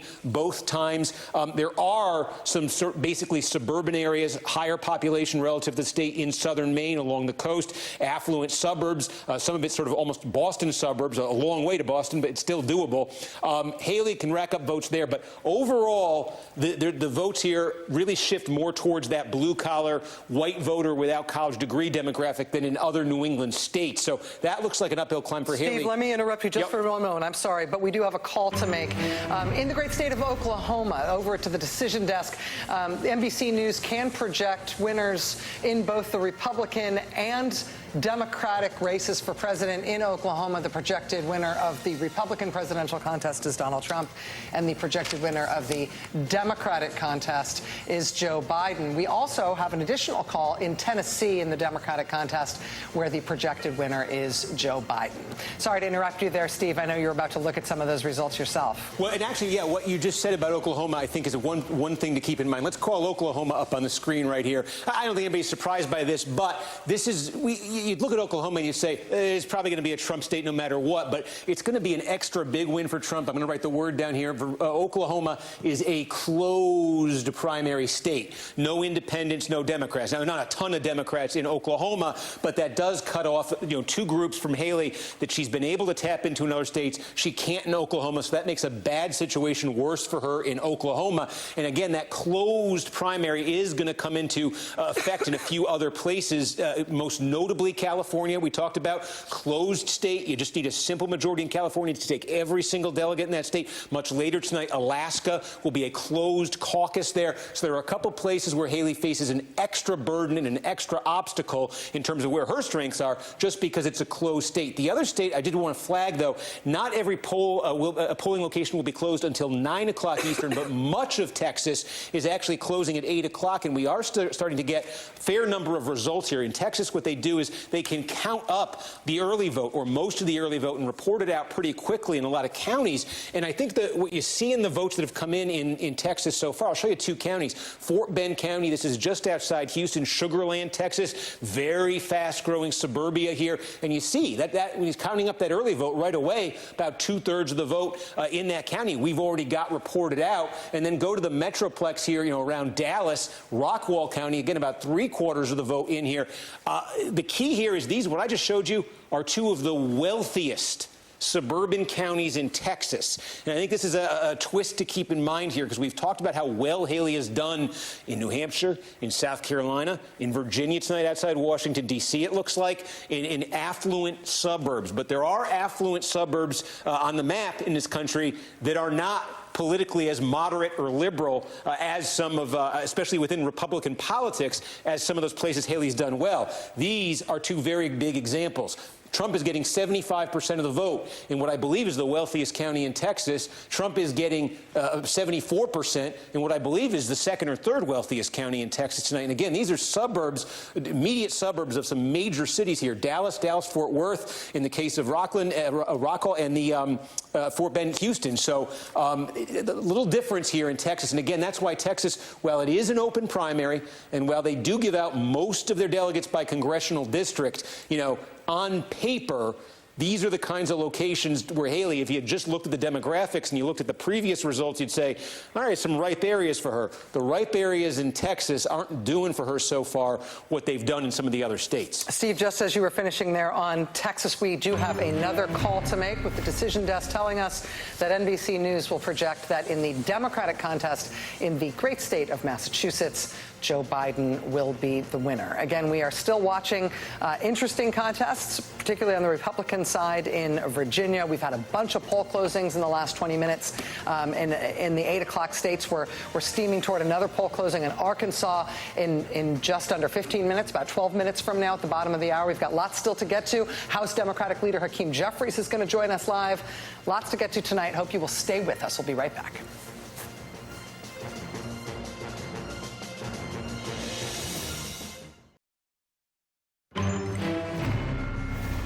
One more projection for you from the decision desk. NBC News can now project that in the Republican presidential contest in Tennessee, the projected winner is Donald Trump.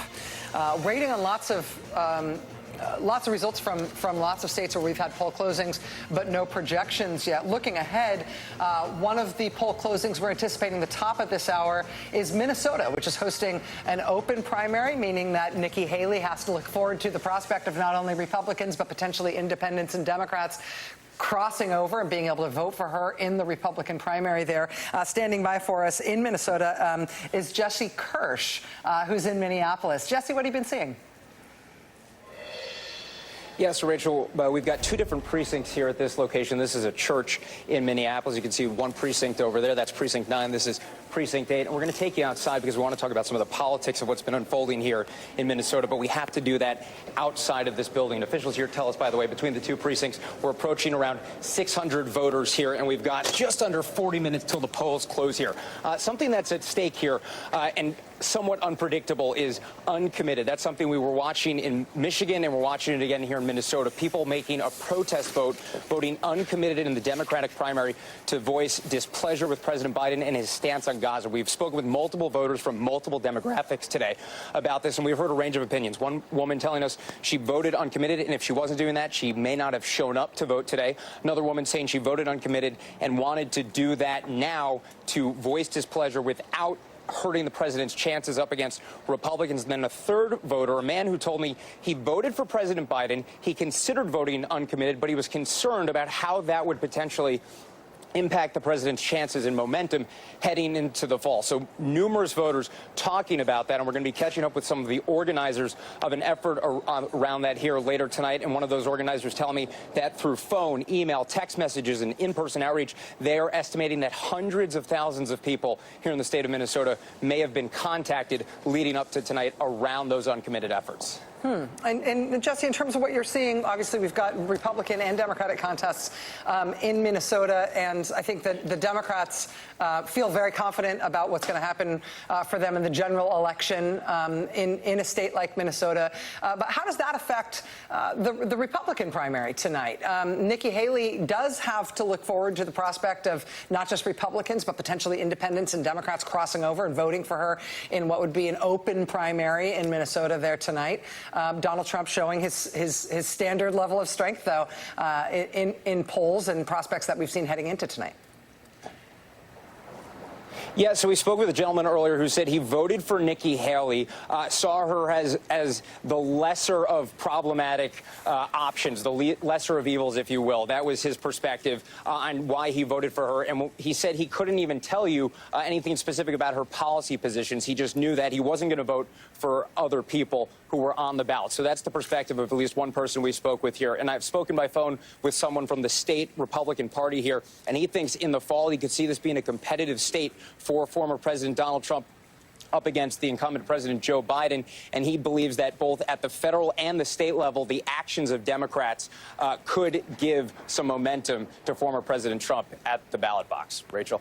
Jesse Kirschforce in Minneapolis tonight. Jesse, thank you very much. Lawrence, you know, there's been a lot of discussion about the prospect of Democrats voting, doing a protest vote, voting uncommitted, voting no preference. We saw that manifest in Michigan for sure. We've also seen that in previous Democratic primaries with incumbent presidents. I mean, there was the non-committed, the uncommitted, or the no preference vote when Barack Obama was standing for re-election in 2012. Was over 20% in North Carolina, was over 11% in Tennessee, nearly 11% in Massachusetts, over 15% in Alabama. I mean, this is something that isn't unique, but I feel like it's getting a lot more attention this year. Well, so the Democratic Party and Democratic presidents have a unique problem, which is the ability to disappoint their voters more quickly than Republicans do. And that's because of the activist government that Democratic presidents pursue. They are trying to do more. They will talk to you about forgiving your student loans. And it turns out, you know, they ended up forgiving her student loans, but not mine because of these complexities of rules. And so there's a possibility of a greater sense of dissatisfaction generally with Democratic presidents. And as Nicole has pointed out, the Republican voters are just two things. They're much more disciplined about this, and you cannot disappoint them just by failing them on one issue. For example, building a wall on the southern border. What if you don't? Like, what if you don't at all? It's okay. It's okay. We're with you. I'm still with you. Infrastructure. But when you look at the comparable thing on the Democratic side in terms of policy, if you promise something as big as that, you know, on the Democratic side, and you don't do it, there's this sense of failure. And so in this uncommitted expression against Barack Obama, which I think is a great example of it, he managed to do something over the course of the 4 years of the presidency that made those voters not so enthusiastic as they were in 2008. And then, of course, they showed up in November. The uncommitted is simply the most polite possible way you can say to a Democratic president in a presidential primary, I'm not happy with you. We've seen the rude ways, you know, starting in 1968. It's with real candidates running against the incumbent president who get real votes and do real damage. Pat Buchanan did it on the Republican side. So we've seen what it's like when it's something much more dangerous than uncommitted. We did just get one additional call. Let's go to the decision desk right now. We have a new projection. I believe this is in the Democratic contest in the great state of Maine. The projected winner in the Maine contest is Joe Biden. We're just coming up on an 8:30 poll closing in Arkansas. Before we do that, Steve, can I check in with you briefly again about what's going on in Vermont on the Republican side as the vote comes in there? I know you said it's been coming in quite slow. Yeah, we are starting to, it's picking up. And if you're looking for any outcome suspense in the Republican side tonight, it is in Vermont. Right now, Haley has just taken the lead in the statewide tally. She leads Trump by 3 votes statewide right now. 3. And yeah, and that is, we're more than a quarter of the vote is in. You see, it's about less than 20,000 votes. That's more than a quarter of the vote. But we were talking about how Haley was going to need to start getting a pad in the Burlington area here, and starting to get, this is Colchester. This is a pretty good size by Vermont standards town just outside Burlington. And you see Haley winning it by 12 points. You go to Essex next door. Again, it's decent size by Vermont standards. Haley winning that. You still have the city of Burlington itself right there. You have South Burlington. Again, you combine those two. That's going to be the biggest single kind of vote center tonight. It's not huge, but it's going to be, you expect it to be Haley, and it's a question of how much. She's still waiting on Montpelier as well. She's still waiting on Rutland. Those are going to be her big opportunities to pad the lead. But the other thing to note, too, this is a winnable state for Haley right now. Maybe the only winnable one for her on the map tonight, although we'll see what happens in Mass, Colorado, maybe Minnesota. But the other thing is, we said this is winner take all with these delegates, unless both candidates finish under 50% of the vote. And I wasn't sure that would come into play tonight, but if we start having a race as more votes come in that looks like this, because like Marco Rubio's name's still on the ballot getting a few votes, other names getting a scattering of votes, if they both land under 50, then these are divvied up proportionally. So in that case, it could go from 9 to 8 to, you got a call here, it looks like. Vermont voters, this is your moment in the sun. And we've got a poll closing as of right now in the great state of Arkansas. Let's go over to the decision desk to see what they can tell us about the Arkansas race at poll closing. On the Republican side, I believe, where we are starting in the presidential contest in the Republican side in Arkansas, it is too early to call. On the Democratic side in the presidential contest in Arkansas, it is too early to call. And we've also got a projection in American Samoa, where there is a Democratic caucus only. There isn't a Republican contest today in American Samoa. There is a Democratic caucus, and right now that is too early to call on the Democratic side. So we've got those polls closing. Our next poll closings, looking ahead to the top of the hour at 9 p.m., will be Colorado and Minnesota and the last parts of Texas that have not yet voted. But we are starting to get into a little bit of drama in Vermont. I have to say, as somebody who lives quite close to southern Vermont, I live in the part of western Massachusetts that is essentially southern Vermont. Mm-hmm. And so each town, as we're watching those votes come in, I can tell you what beer is made in each of those towns and whether I have driven to that town to buy beer from that brewery and been able to project vote in that county. You're not allowed to leave tonight until they call Vermont. If it's 4 a.m., you're here. You're here and you're calling it. We have a change in the projection in Vermont, I believe, which hopefully means that my days are numbered here. No, it's now a new projection in Vermont. Very interesting. Late night in Vermont. Too close to call. As Steve was just saying, it was it was 3 votes between them. He was speaking moments ago. It's just a few dozen votes between them right now, but it is essentially a tie right now in Vermont, and the official projection from MDC News is that it is too close to call. Who knew Vermont would be the drama? I kind of knew Vermont. What's Haley going to do?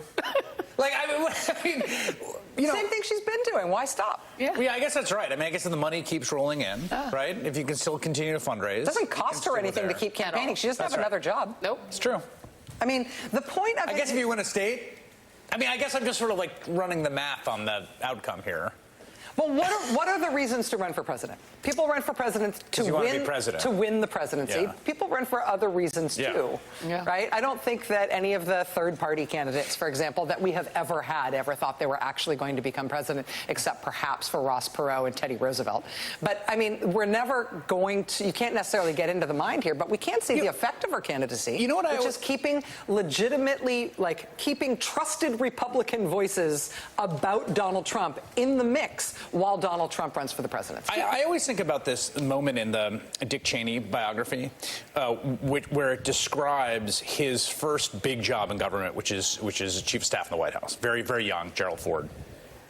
And basically, there's this enormous vacuum that opens up, which is that all the Nixon people, they get raptured, they get thrown in jail, and then all of a sudden you got a government to run, and you need Republicans, and you need Republicans to run that government who aren't Nixon people, because all the Nixon people are gone and discredited, and so a very young Dick Cheney and Donald Rumsfeld and a whole bunch of people come into this government and get their start in Republican politics then, and they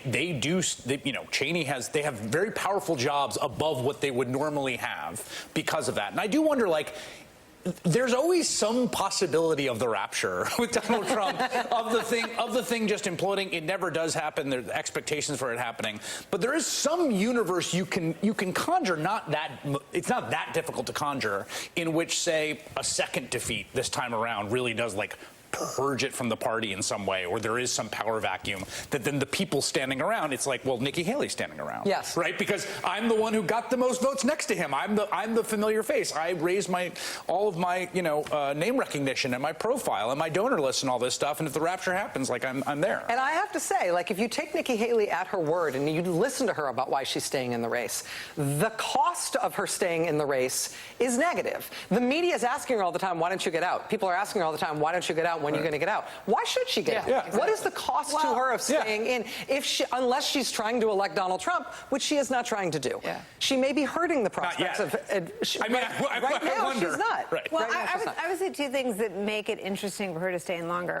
One, she continues to be a place for Republicans to say they want to go other than Trump and stay Republicans. Yes. Right? She's running as a Republican. She's not running as a Democrat. She's not running as a Biden. She's not running as an independent.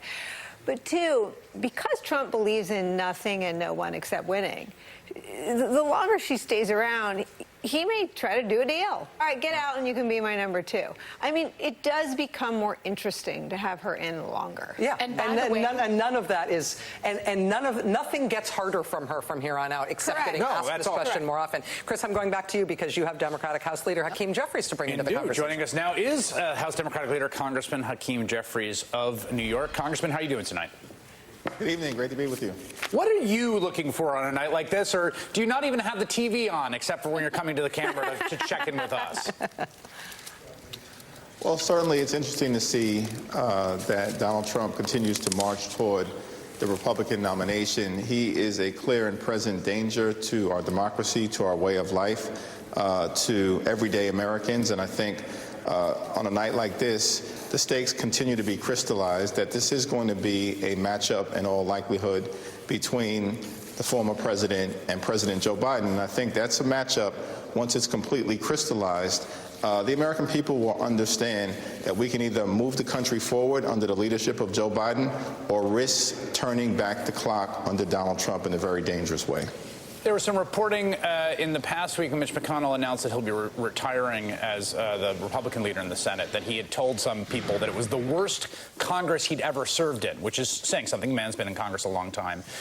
By any kind of metrics that we have, it's been one of the least productive Congresses, and it's been particularly true in the House. Even Chip Roy, a member of the Republican Party, has gotten up into the well and said, what exactly have we done?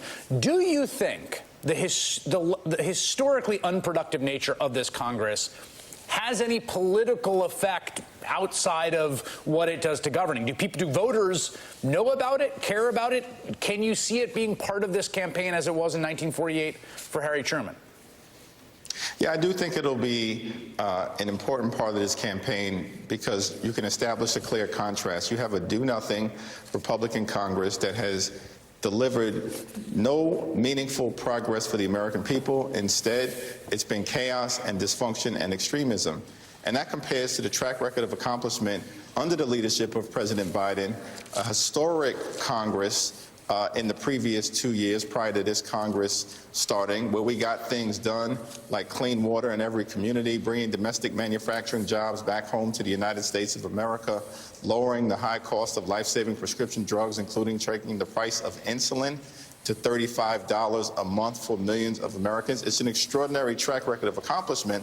Now, we can contrast that with the do-nothing Republican Congress and also make clear that moving forward, President Biden has a vision for making life even better for the American people over the next 4 years.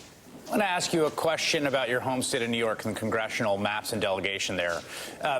The fate of who controls the House this fall hinges probably on no state more than it does on New York, where five seats flipped. One just got flipped back with Tom Suozzi. There are a number of high-level targets. There's been rounds of endless litigation about congressional maps. Finally, after a complicated set of plot twists, the Democrats have drawn a new map.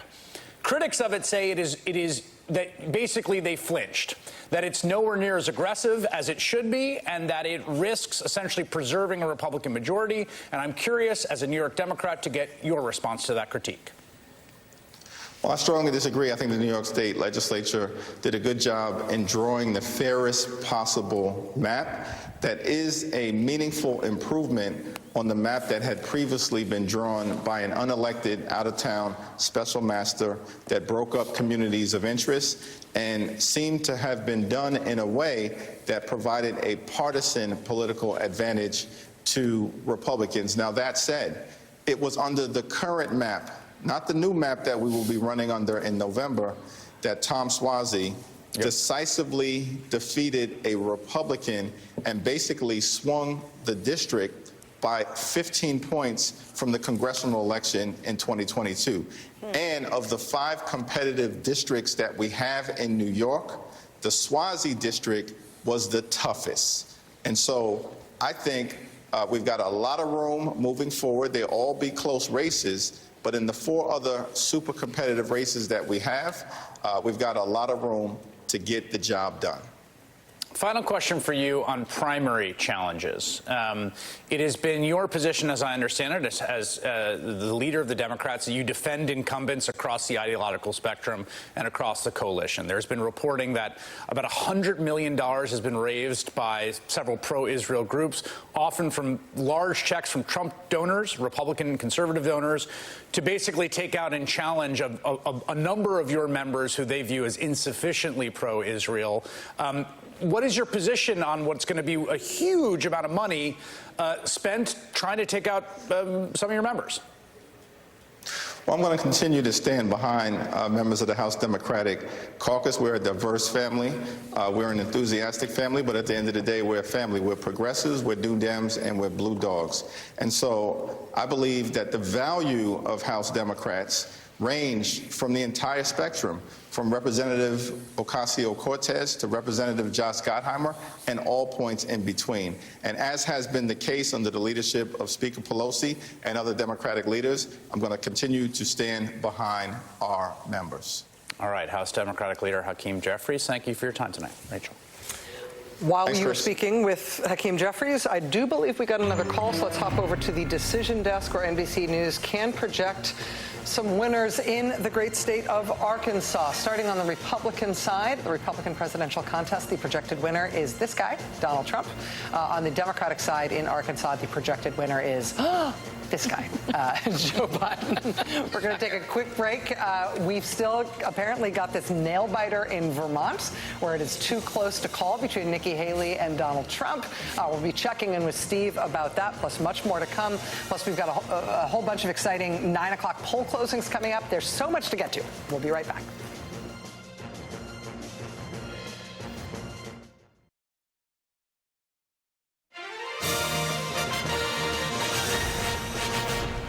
It's about 8:45 on the East Coast right now, 8:45 Eastern time. That means we're halfway between the Arkansas poll closing, which just happened at 8:30, and the 9 o'clock poll closings, which are going to happen in Colorado and in Minnesota. Now, we've been talking about Texas already. Texas has splits. Most of the state closed at 8 o'clock, closed about 45 minutes ago. The reason we're not giving you any statewide projections in Texas is because there are places in the western part of Texas that have not yet closed. So it's different times. That said, most of the state has closed. And for non-statewide races that are confined to the places where the polls have already closed, we can give you some results, including some that will be of national interest. Specifically, I am thinking of this race, which is the 18th congressional district in Texas. Now, this is Sheila Jackson Lee, veteran Congresswoman Sheila Jackson Lee, a progressive force in the House and a very recognizable, nationally recognizable Democrat. The reason that this race was of interest and on the map in Texas is because Sheila Jackson Lee effectively left her House seat and was no longer going to defend it because she was going to go run for mayor of Houston. She did not win the Houston mayoral race and then decided, you know what, I think I'm going to defend my seat. Whereupon other people had already jumped into the race, including Amanda Edwards, who is a future star in Texas Democratic politics and who was running a very effective race there. And people thought that she was really going to give Sheila Jackson Lee a run for her money just because of the logistics and the timing around that seat. But Sheila Jackson Lee will be returning to the House, and Texas, through that strange circumstance, has minted somebody new to watch out for on their bench of Democratic candidates. I feel like I've been at MSNBC long enough that I've been through the Texas will someday turn blue sine wave, and then coming down the other side to Texas will never be blue. But the part of it just switch to Texas used to be blue. Texas used to be blue. Which will always be true. Texas will always be true.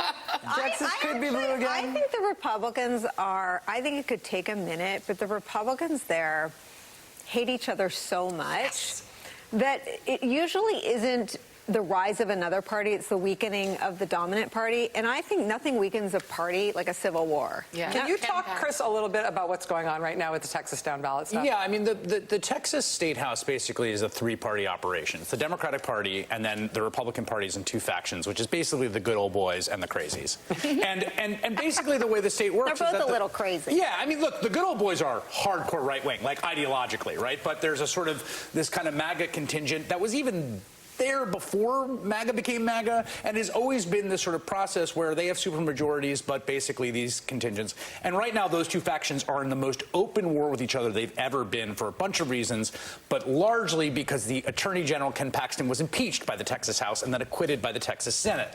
Now, after being acquitted, he and his allies are out for revenge. So they are raining down holy hell on the people that targeted them most, chiefly on the Speaker of the Texas House, who is facing this well-funded challenger who's been endorsed by Donald Trump. You've got John Cornyn, the Texas senator, and Ken Paxton talking trash to each other, him telling Ken Paxton it's going to be hard to run against me from jail. So this has always been there in Texas politics for the last 20 years, as long as I've covered Texas politics. It is now the most pitched, brutal, and bloody it's ever been. And it's possible the Texas House Speaker tonight in that contested primary actually loses his race. The Paxton revenge campaign is targeting more than 30 incumbent Republican state legislators. There is a separate revenge campaign being mounted by the Republican governor of Texas with a totally separate issue, and the revenge campaigns don't match. No, because Abbott, what's interesting about this actually is that Abbott is in that, you know, tripartite schematic. He's a good old boy. I mean, he was sort of on the good old boy side, but he has also recognized where the power and the energy and the vanguard of Texas Republican politics are, and has been navigating that in a very he's trying to get, I think there's 10 Republicans he's trying to get his revenge on. There's 30 Republicans who Ken Paxton's trying to get his revenge on. In at least one instance, Paxton is trying to get revenge on one guy who Abbott is trying to elect. Correct. And so the revenge call, I mean, it's absolutely insane. And in the middle of this is the deeply, deeply, deeply unpopular incumbent United States Senator Ted Cruz, who is up this year. Yeah. And he is about to get a Democratic challenger based on what happens in the Democratic primary tonight. And that Democratic challenger is going to be riding off the draft of Beto O'Rourke having run in 2018 and having gotten within 3 points of Ted Cruz. And I really do think, and I think one of the things we really have seen over and over again in this era is that candidate quality really does matter. Mm-hmm. All of this stuff is kind of baked in up to 45, 46, 44%, and then the marginal points matter a lot. And in a state like Texas, if you're running for Democrat for statewide office and trying to win it for the first time in 30 years, I want to say, like, you got a huge uphill battle. But there's a reason that Ted Cruz underperforms what the baseline should be for a Texas statewide office holder, which he does. And that is, he is not that appealing to a lot of people. And that's aside from his fantastic personality. Well, he's also doing seriously, we checked this the other day. He's doing like 9 podcasts a week. I swear to God, the guy doesn't even want to be a U.S. senator. He just gets in that goofy big chair and does his Verdict podcast like 4 times a week. I have calls to make. I'm sorry, but I'll come right back to you. While we have been admiring Ted Cruz, Decision Desk has summoned us to tell us that we've got projections in 2 states. First, in the great state of Maine, on the Republican side, the presidential contest on the Republican side in Maine will be won. The projection is by Donald Trump. And I believe we've also got a projection in Alabama on the Republican side, where the projected winner will also be Donald Trump. Also, we've got a Democratic projection in Alabama. Joe Biden is the projected winner on the Democratic side in that contest. Nicole Wallace, I all I was going to say is before when I was still in Republican politics, Ted Cruz is the most hated Republican among Republicans. I mean, Republicans can't stand. So whatever we have to say about him, it's tenfold on the Republican side. Yeah. And it's not like Texas hasn't had crises. They've had deadly storms, they've had deadly power outages, and he's been AWOL, like on vacation. So he's got a lot of baggage and headwinds inside the Republican Party, and he's done a very bad job for So state. is Colin Allred the kind of candidate I mean, former football player. I think so. And I mean, from Dallas, I mean, he's sort of in that beating heart of the state. He's very Texas-y. To that point, we are going to find out more information about that right after this break. We're going to take this break right now so we can come back at the top of the hour when all polls will be closed in the state of Texas. We'll see if we've got a projection, not only in the presidential contest in Texas, but in this all-important Democratic Senate primary to take on Ted Cruz. We should have, hopefully, whatever news we can get on that right after this break. Stay with us.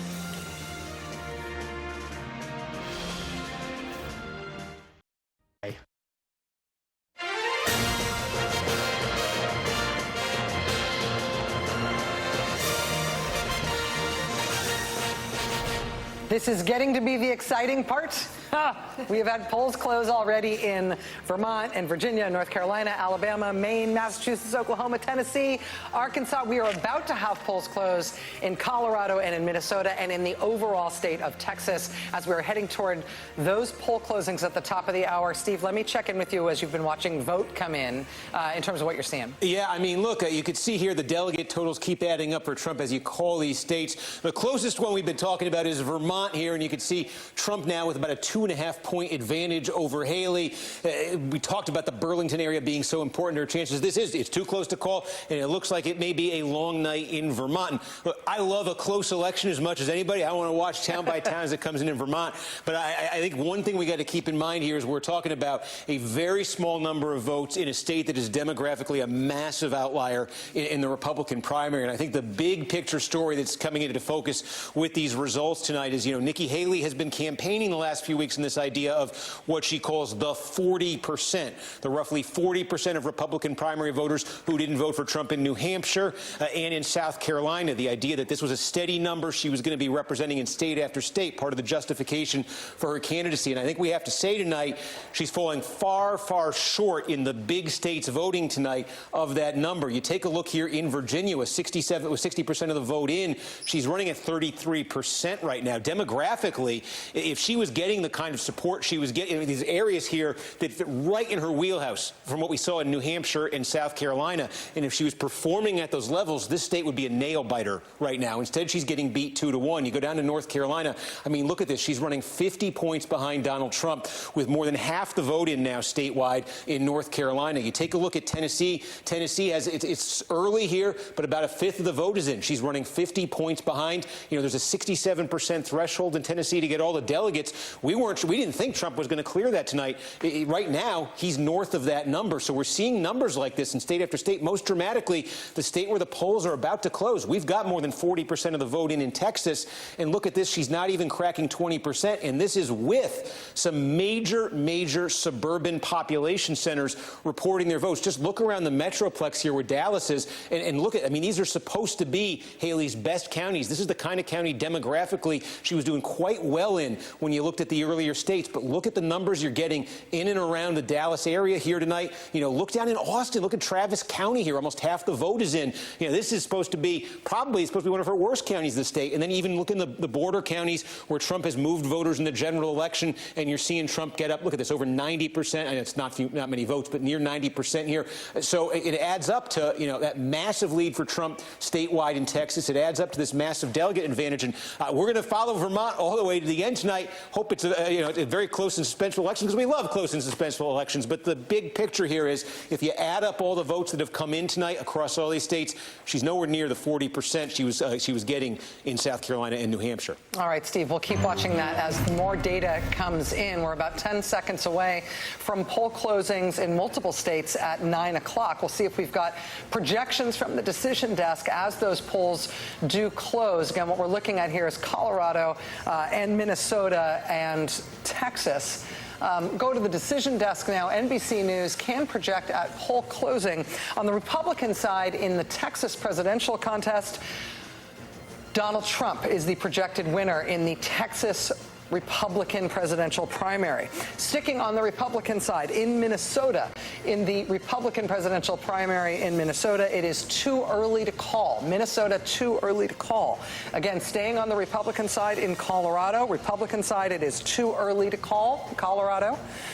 Looking at the delegates right now on the Republican side, again, this is overall for the overall status of the Republican presidential race at this point. Nikki Haley at 46 delegates, Donald Trump at 566. Before we go to the Democratic side, let's look at the Senate race in Texas. This is incumbent Republican Senator Ted Cruz. He is the projected winner in the U.S. Senate Republican primary. The action there, of course, is among the Democrats in terms of who will be set up for the general election in November to run against Ted Cruz. But let's go over to the Democratic side and the presidential side first. In Texas, in the Democratic presidential contest in Texas, NBC News can project that incumbent Democratic President Joe Biden is the winner in Texas. In Minnesota, in the Democratic contest, it is too early to call. In Colorado, in the Democratic contest, it is too early to call. Looking at the delegate total thus far in the Democratic presidential race, which is going to be my favorite part of the night, the whole night, uncommitted stands at 2. With a bullet. 2 on the way up. Joe Biden at 826. But now let's look at that Texas U.S. Senate primary. Oh, sorry, we've got one more. This is from an 8 p.m. Poll closing time in the Massachusetts Republican presidential contest. Donald Trump is the projected winner. Now, do we have the Democratic Senate projection in Texas? Or am I wrong? I'm hoping for one. Look, there's one.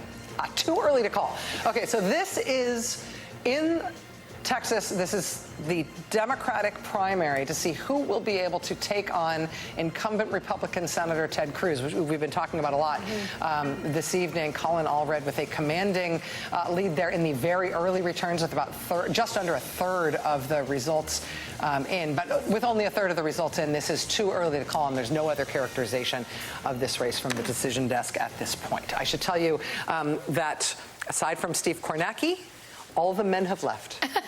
We are now entering We are entering the girl gang Pinky Tuscadero point of the evening. Alex Wagner and Jen Psaki, good to have you both here. Alex, let me ask you first, watching what you have seen tonight, the drama appears to be on the presidential side in Vermont, which is exciting.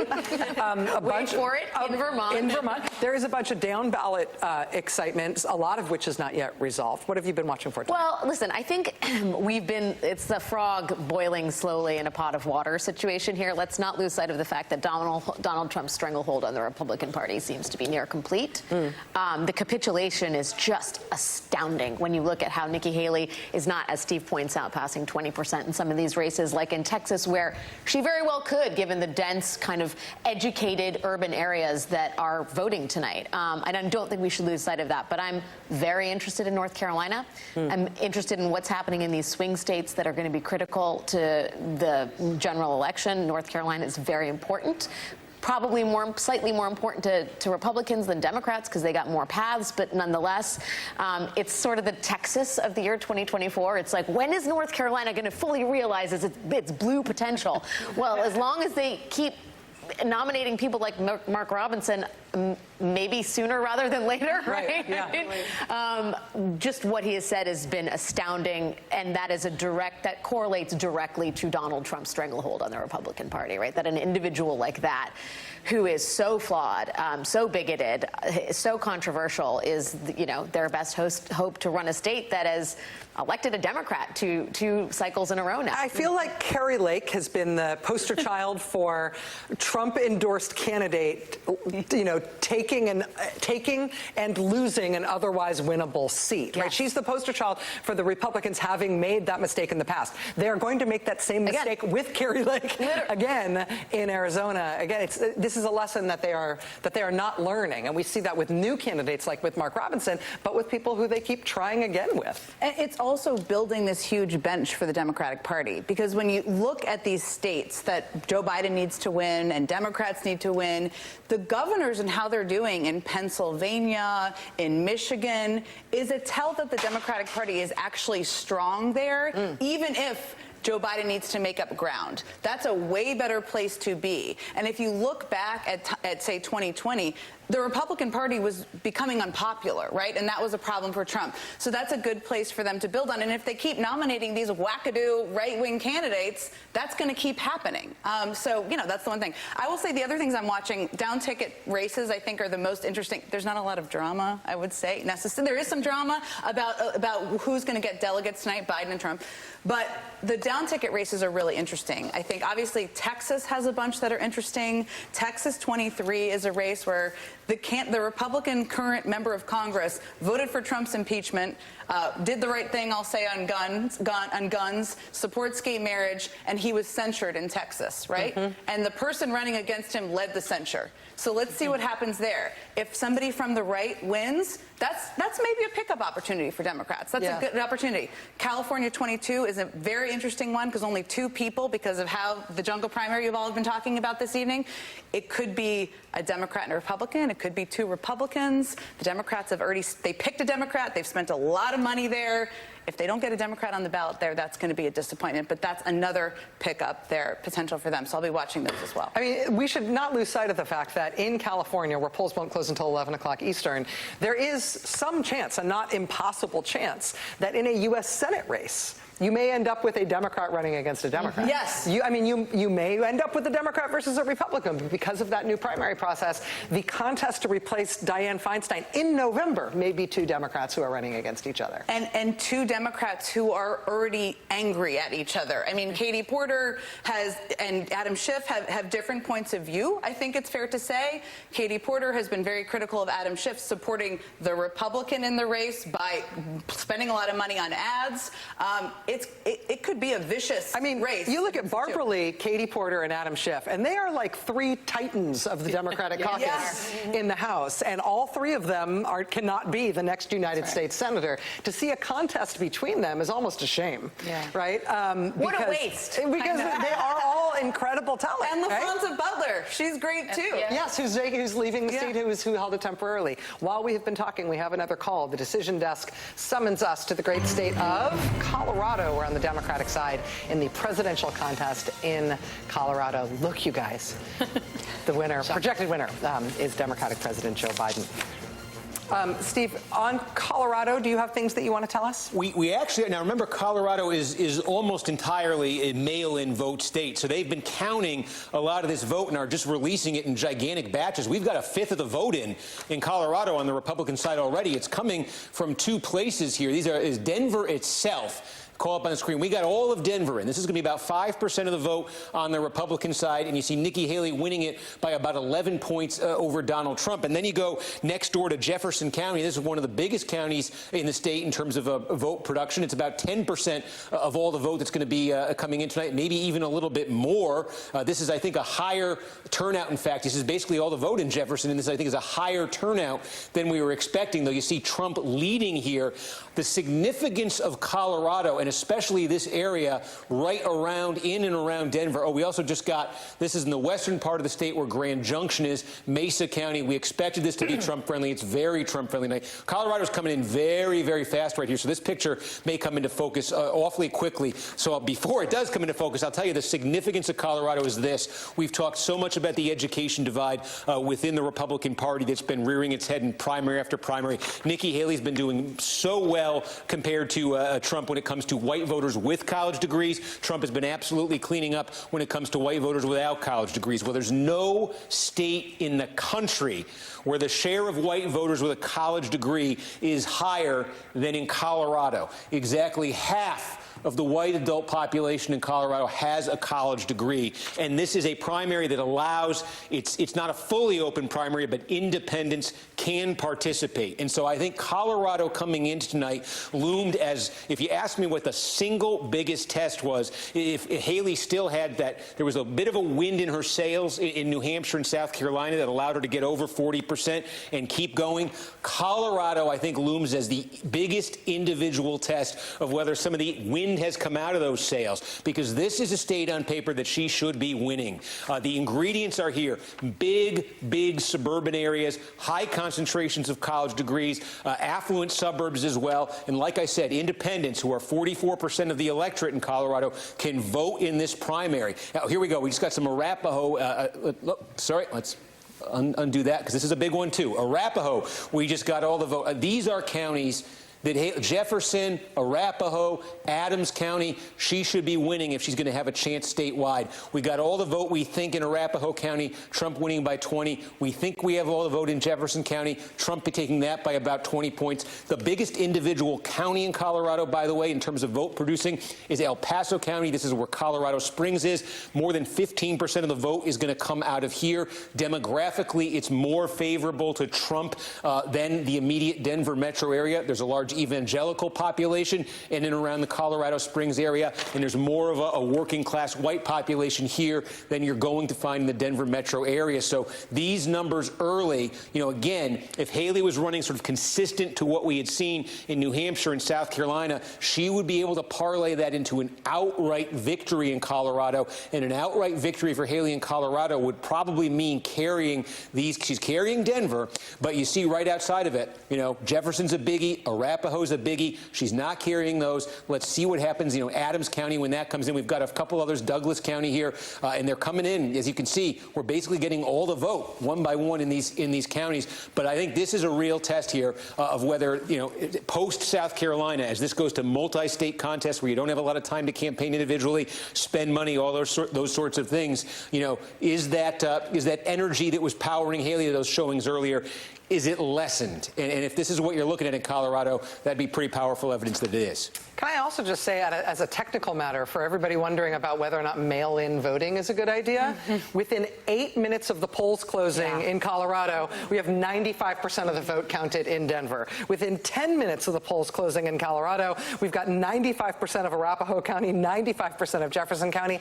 Gee, it sort of seems like if you let people vote conveniently by mail in advance and allow elections officials to tabulate those ballots, not in a terrifying rush with tons of pressure, you can have very efficient, quick results. It's a model for the rest of the country. It's obviously a terrorist movement. Yes, they're very slick con artists. The RNC is actually spending a ton of money on mail-in ballots and encouraging people. This is so ironic, right? Because they're spending millions and millions of dollars on these programs to get people to vote early and vote by mail. And then the leader of their party and the nominee is going out at every chance and saying, it's not safe, don't do it. So they're banging their head against the wall. Republicans used to. I mean, I'm old enough to remember when Republican campaigns were all. Karl Rove ascended in Republican politics as, a direct mail guy. But I mean, the mail vote used to be a huge part of. So how do they make? I mean, this is a purposely naive question, but how do they make up for that? Because it's not just that Trump is committed to this message about voter fraud now. I mean, his daughter-in-law, who he is installing at the RNC, Laura Trump, did an interview the other day where she was asked, "Don't we have to get rid of all early voting and all mail-in voting?" And she was like, "Well, that's what my father-in-law says." And so that's going to become the RNC position. Rachel is Laura Trump. Yeah, I get mistaken for her all the time. But if it's going to be not just Trump, but the Trump family branded RNC that are now saying this, strategically, presuming that they do want there to be at least a few more elections in America, how do they make up for that tactically for votes they're now telling people they shouldn't cast? I mean, look, a lot of Trump voters got the COVID shot, too. They don't always do what they think Trump wants him to do, which points to sort of the shallowness and the emptiness of the party. But I'm hung up on something that you said. I mean, we are anchoring the boiling of the frog. This is the night that Trump has almost enough delegates to become the Republican nominee. And as Steve Kornacki almost nonchalantly said, we're going to a Trumpier area, the evangelical county. I almost choked up my M&Ms. At 16, when Access Hollywood came out, all the Republicans who worked on the Trump campaign were like, "Oh, he's, it's over, lights out. We got to split the ticket." Reince Priebus is like, "Oh, we have to put Pence at the top of the ticket." Now it's like, "Oh, it's the part of the state. It's the evangelical county. That's all Trump vote."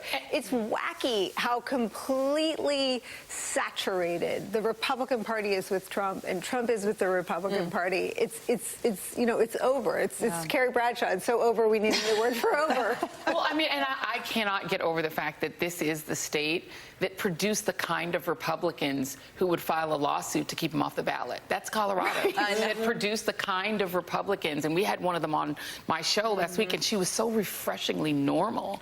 Like, she sounded like a person that had normal political instincts and said, you can't have somebody with 91 criminal counts against him be and who also tried to overthrow the government.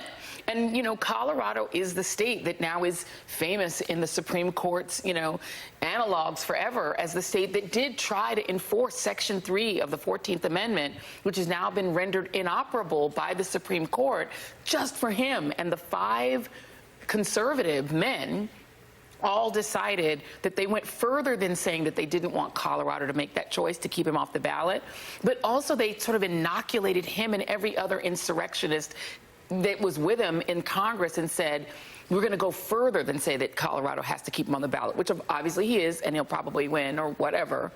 But that insurrectionists are insulated unless Congress passes a law specifically saying they can't. Which the Supreme Court will then decide whether, which is inevitably going to go to the Supreme Court. It's just a consolidation of Supreme Court power. Yeah. Can I say one thing to your point about evangelicals, which because I have a lot of free time, I've been just very interested in the roots of how evangelicals became such a potent political force. And in some ways, it's a homecoming for them, right? It was 1980, and it was really school desegregation efforts, and it was the Bob Jones fight against the IRS that brought evangelicals into the movement. Explain the Bob Jones fight.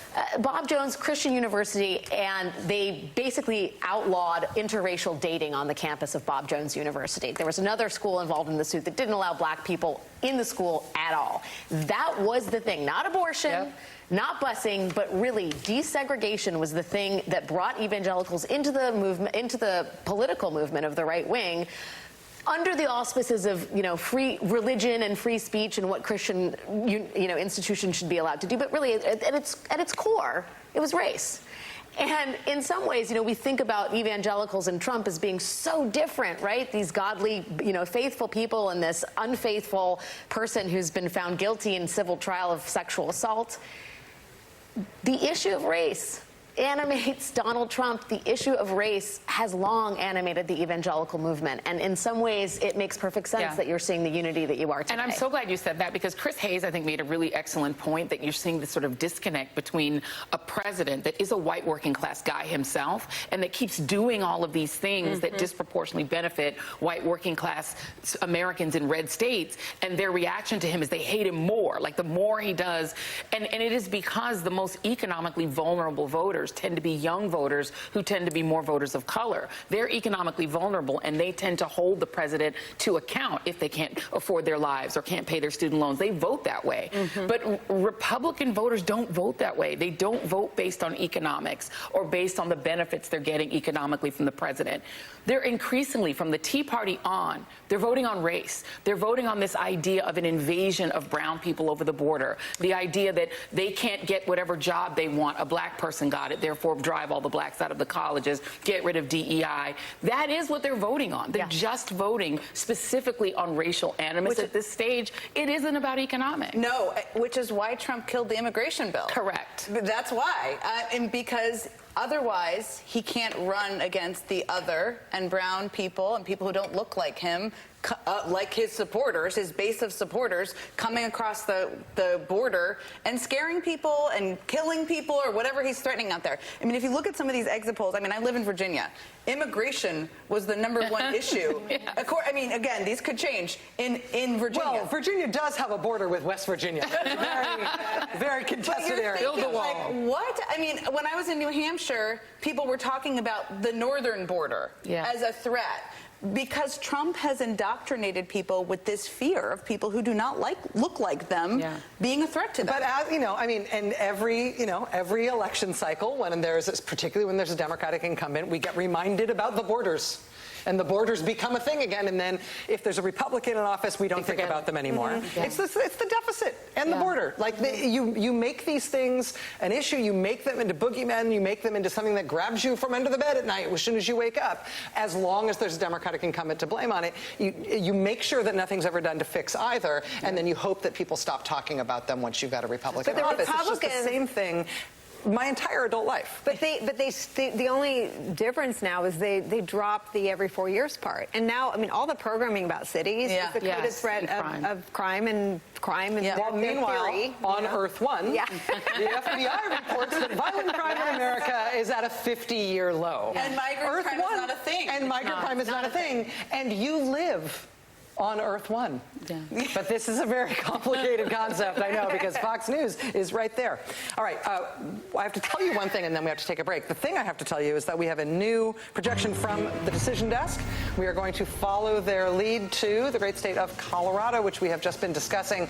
On the Republican side, the presidential contest in Colorado, the projected winner is Donald Trump. I also have to tell you that very shortly we're going to be speaking with the governor of Colorado, who's going to be joining us live. We're also still watching Vermont, where there is not a projected winner at this point between Nikki Haley and Donald Trump. There's lots still to come. Stay with us. We'll be right back.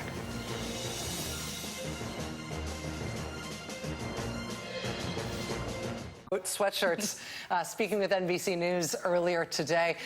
It's just about 9:25 right now on the East Coast. At 9 o'clock Eastern time, we had poll closings, among other places in the great state of Colorado. We have since had projections in Colorado. On the Republican side, Donald Trump is projected to have won the Republican contest tonight in that state. And on the Democratic side, Joe Biden is projected to have won that state. But I'm going to hand it over to my colleague, Alex Wagner, now, who brings us a very special guest. Thank you, Rachel. Joining us now is the Democratic governor of the great state of Colorado, Jared Polis. Governor, thanks for joining us on this busy evening for you and the people of your state. I wonder if you could tell us a little bit more about how the Supreme Court's decision on the 14th Amendment has animated voters in your state. I mean, Donald Trump's name never actually left the Colorado ballot, but it was certainly an issue that was litigated fiercely both in the Supreme Court and in the court of public opinion. Do you think it animated Democrats more or Republicans? And what do you think it portends for the coming months? Well, first, thanks to everybody who voted. So excited about the turnout, Republican, Democratic, Colorado, across the country. So many voters across the country had their voice heard. You know, I mean, it's kind of like reading tea leaves. Everybody sees something different in it. Obviously, it highlights the role that President Trump played on January 6th, which obviously animates voters who care about protecting our democracy and integrity and the institution of the presidency. Obviously, the prospect of removing somebody from a primary ballot animates people. But he always was on the Colorado primary ballot. That was never in jeopardy. They went out. In fact, not only are Nikki Haley and Donald Trump on it, but a number of candidates who've actually dropped out are on it, like Ron DeSantis and a number of others. And then I voted in the Democratic primary in Colorado. There's a bunch of people I never even heard of, in addition to President Biden, who won overwhelmingly here in our state. Governor, in addition to the people you've never heard of, there was a line for not committed or non-committed. Uncommitted, known colloquially to the rest of us in the rest of the other 49 states. That was not an option until December, I believe, when the Democratic State Party of Colorado decided to add that option for voters in your state. Can you talk a little bit about why Democrats felt that was necessary and what it signals to the incumbent, Joe Biden? Well, I can't speak to why it was included. I know it has in prior elections, but I can speak to the fact that President Biden won overwhelmingly, a higher percentage of the vote than Donald Trump in the Democratic primary. I think it's good that it shows his strength, and there's people making a big show of voting for nobody, and they're only a few percent of the electorate. It really shows that it's an empty threat, and people value President Biden's leadership, both globally, of course, seeking peace in the Middle East, as well as here at home, fighting to reduce prices and make Colorado and the country more livable for everybody. Yeah, the reporting on the decision was that young voters needed to feel included in the process and that having an uncommitted section would get them to the polls. Do you think that that's at all an issue for Democrats in your state, making sure that young people feel energized and animated by the Biden candidacy? Well, looking at the percentages, obviously what excited people was Joe Biden. I think that none of the above had to get 15% to get a single delegate. It doesn't look like it was anywhere close to that in the initial figures that I've seen. So clearly what was driving the turnout was the president. Perhaps having another option drove supporters of Joe Biden to vote more. Obviously, just as having competition on the Republican side led more people to come out to vote for them. If there's no competition, I think there's less of an impetus that people might have to vote. But I'm just thrilled thrilled with everybody who voted. In Colorado, unaffiliated voters can vote in either primary of their choice. About a third of the primary electorate was unaffiliated. Some voted Republican, some voted Democratic, but it's a great chance for everybody to be heard.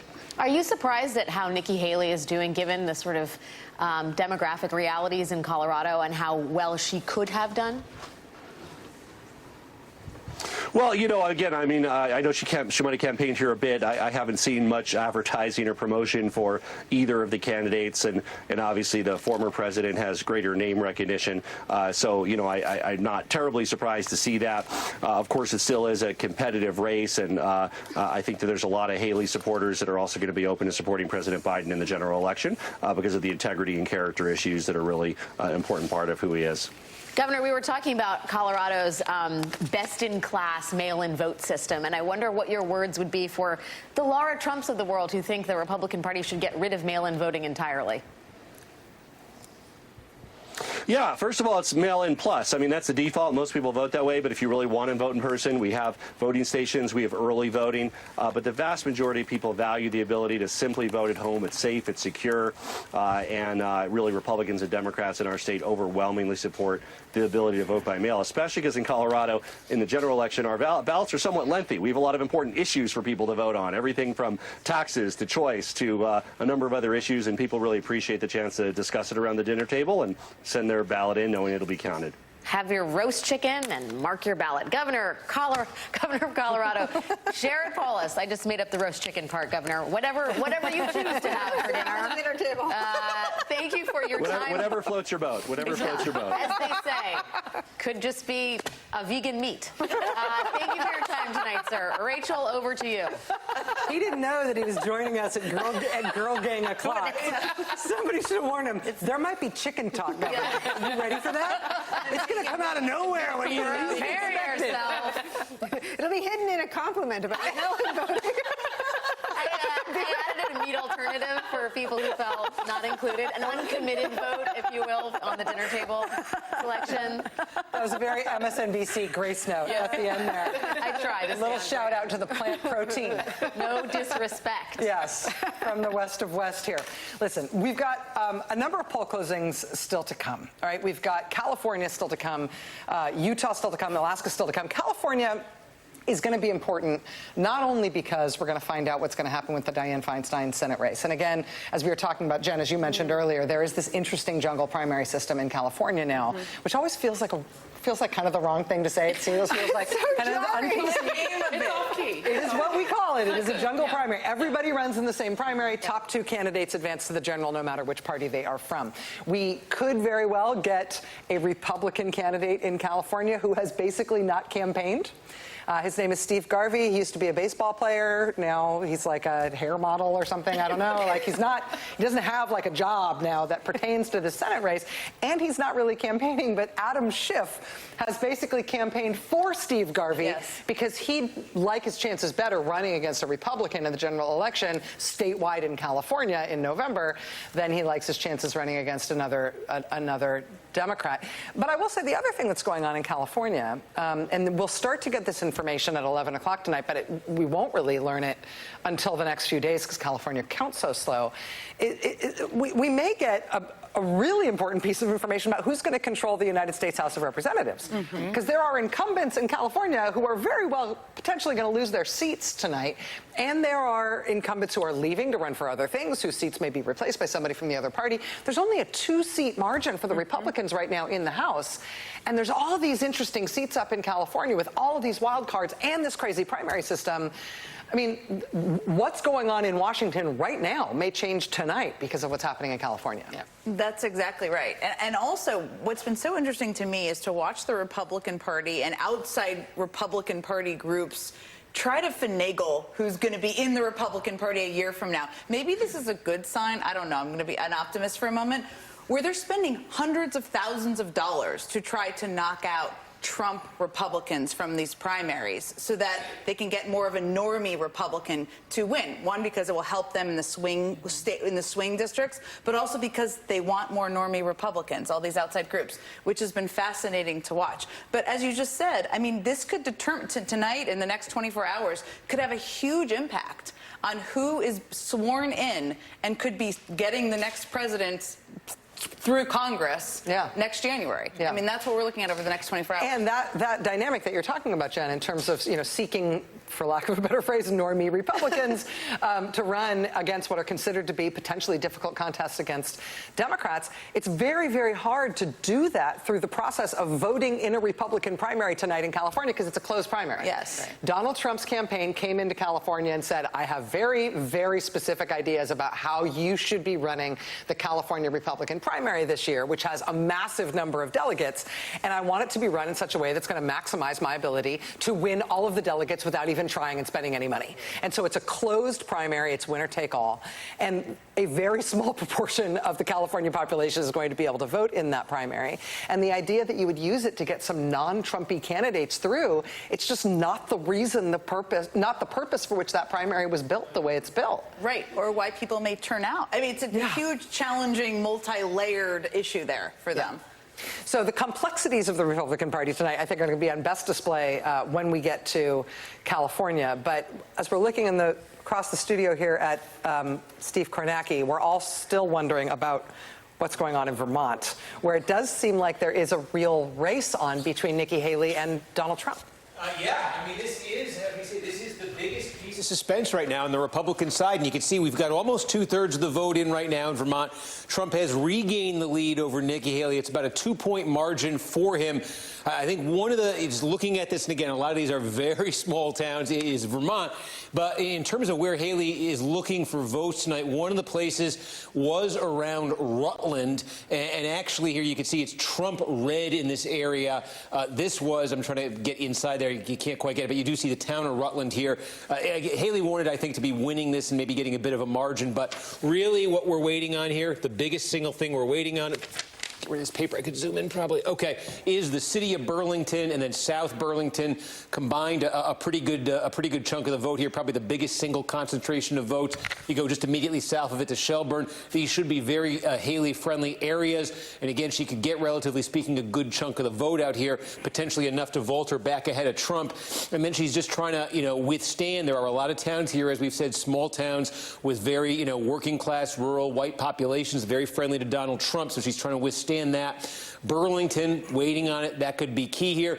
And as we said, we've talked about this as a winner-take-all state, because in states tonight, most of them, you're seeing 50% plus one will get you most, if not all, the delegates. But is razor thin, and if they both finish under 50, they will just divvy this pot up. But that's the closest race right now that we're seeing. We also are finally, I could just quickly point out, getting some votes in Minnesota. It's early here, but you do see, some of the counties right around Minneapolis. We are, Anoka County, we actually got more than 90% in here. Again, the Twin Cities was an area here, certainly big suburban metro area that Haley wanted to be performing well in to be competitive statewide. That result from Anoka not encouraging for her, so it continues to be the case. Vermont, if you want a close race, go to the Green Mountain State. We're going to keep a close eye on it. Steve Kornacki, thank you.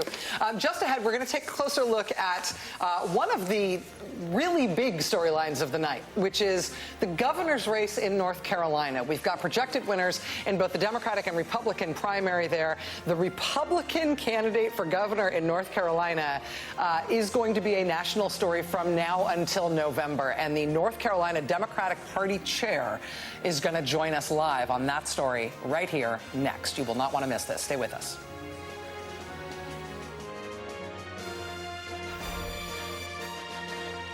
Although I don't by far don't 100% everything that Biden has done, I have been personally impacted by the policies that Trump made when he was president, immigration policies, Muslim ban, his COVID era policies, and being personally impacted by those things in a negative way. I just have to go with my gut on this one.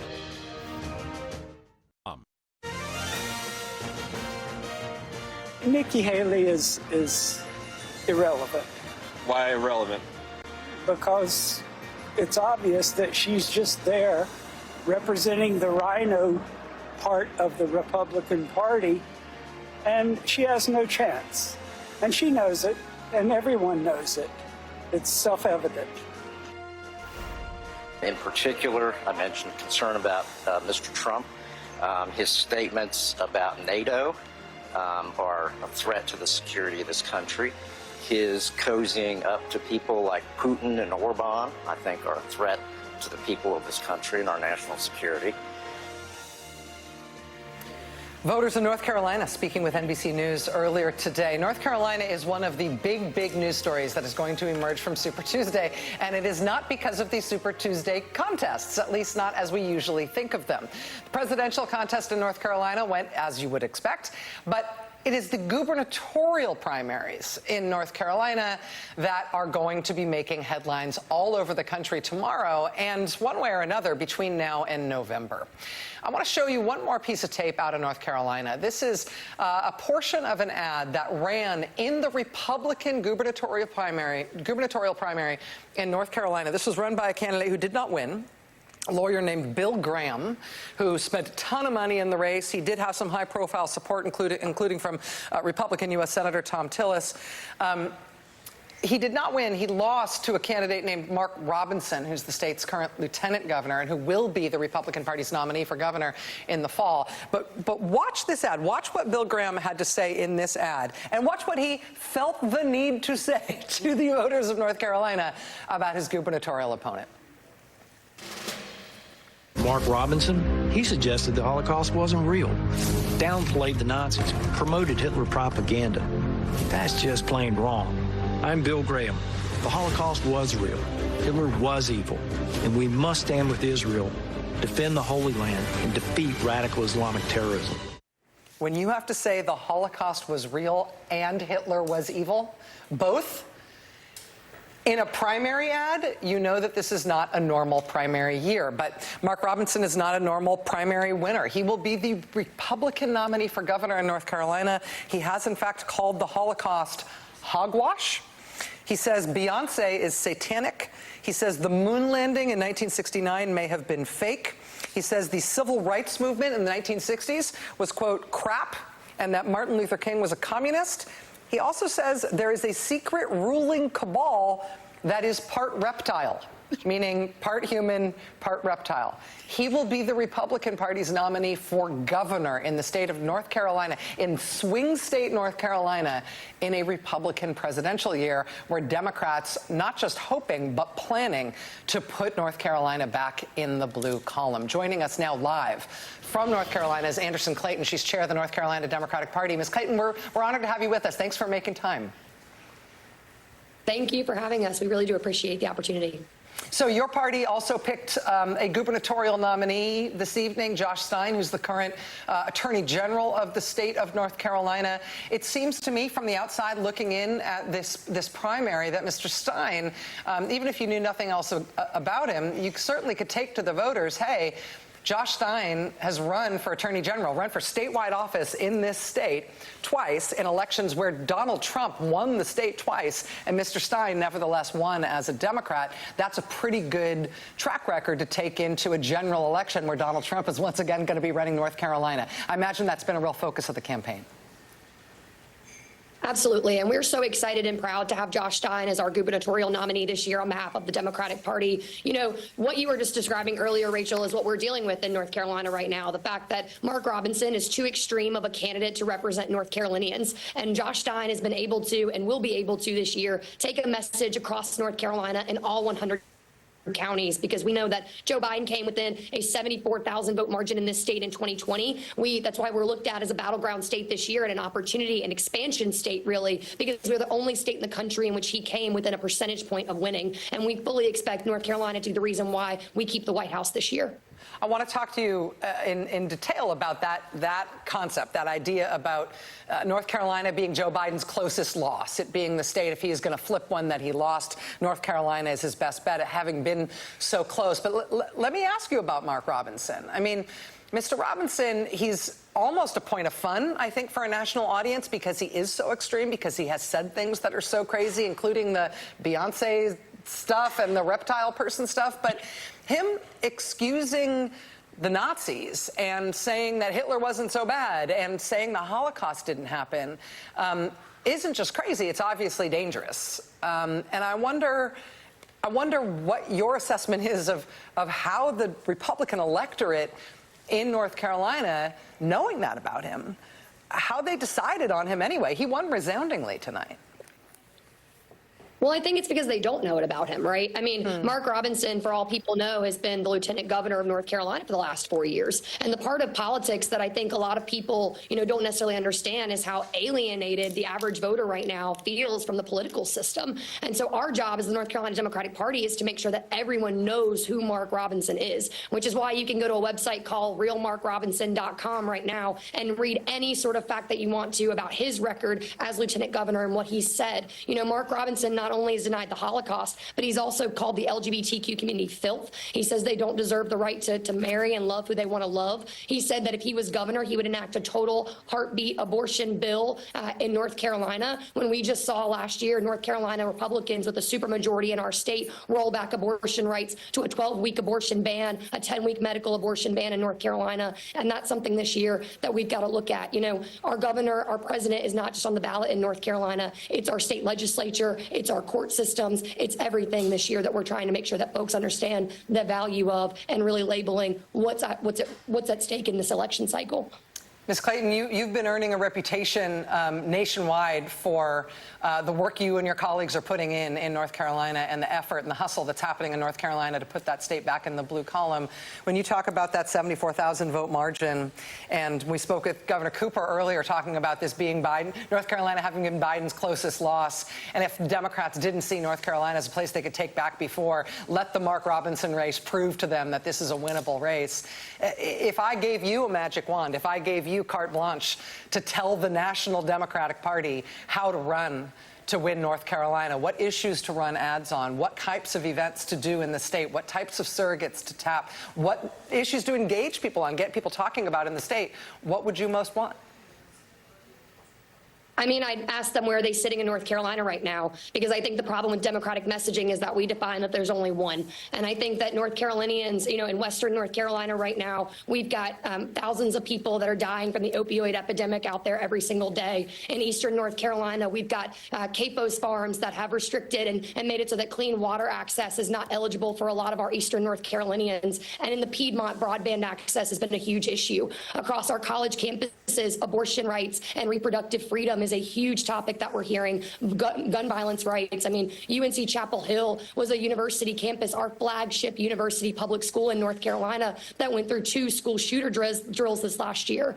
I mean, these kids are fearing for their lives. And I tell people, I've got a national reputation, but I tell folks the reason why I am so passionate this year and that folks need to understand that North Carolina is a battleground state is because you're voting for the future of people that look like me in North Carolina and that look like the young folks that have galvanized this year to take back and to fight for a state that we know we can take back. The South in general as a region, 55% of Black Americans live in this region. And we need to be sure that we're fighting for an area of the country that I feel like is felt divested from. And so I'm hoping that the National Democratic Party shows up here. They give us the resources that we need because we know that Barack Obama won this state in 2008 and it's possible to do it again.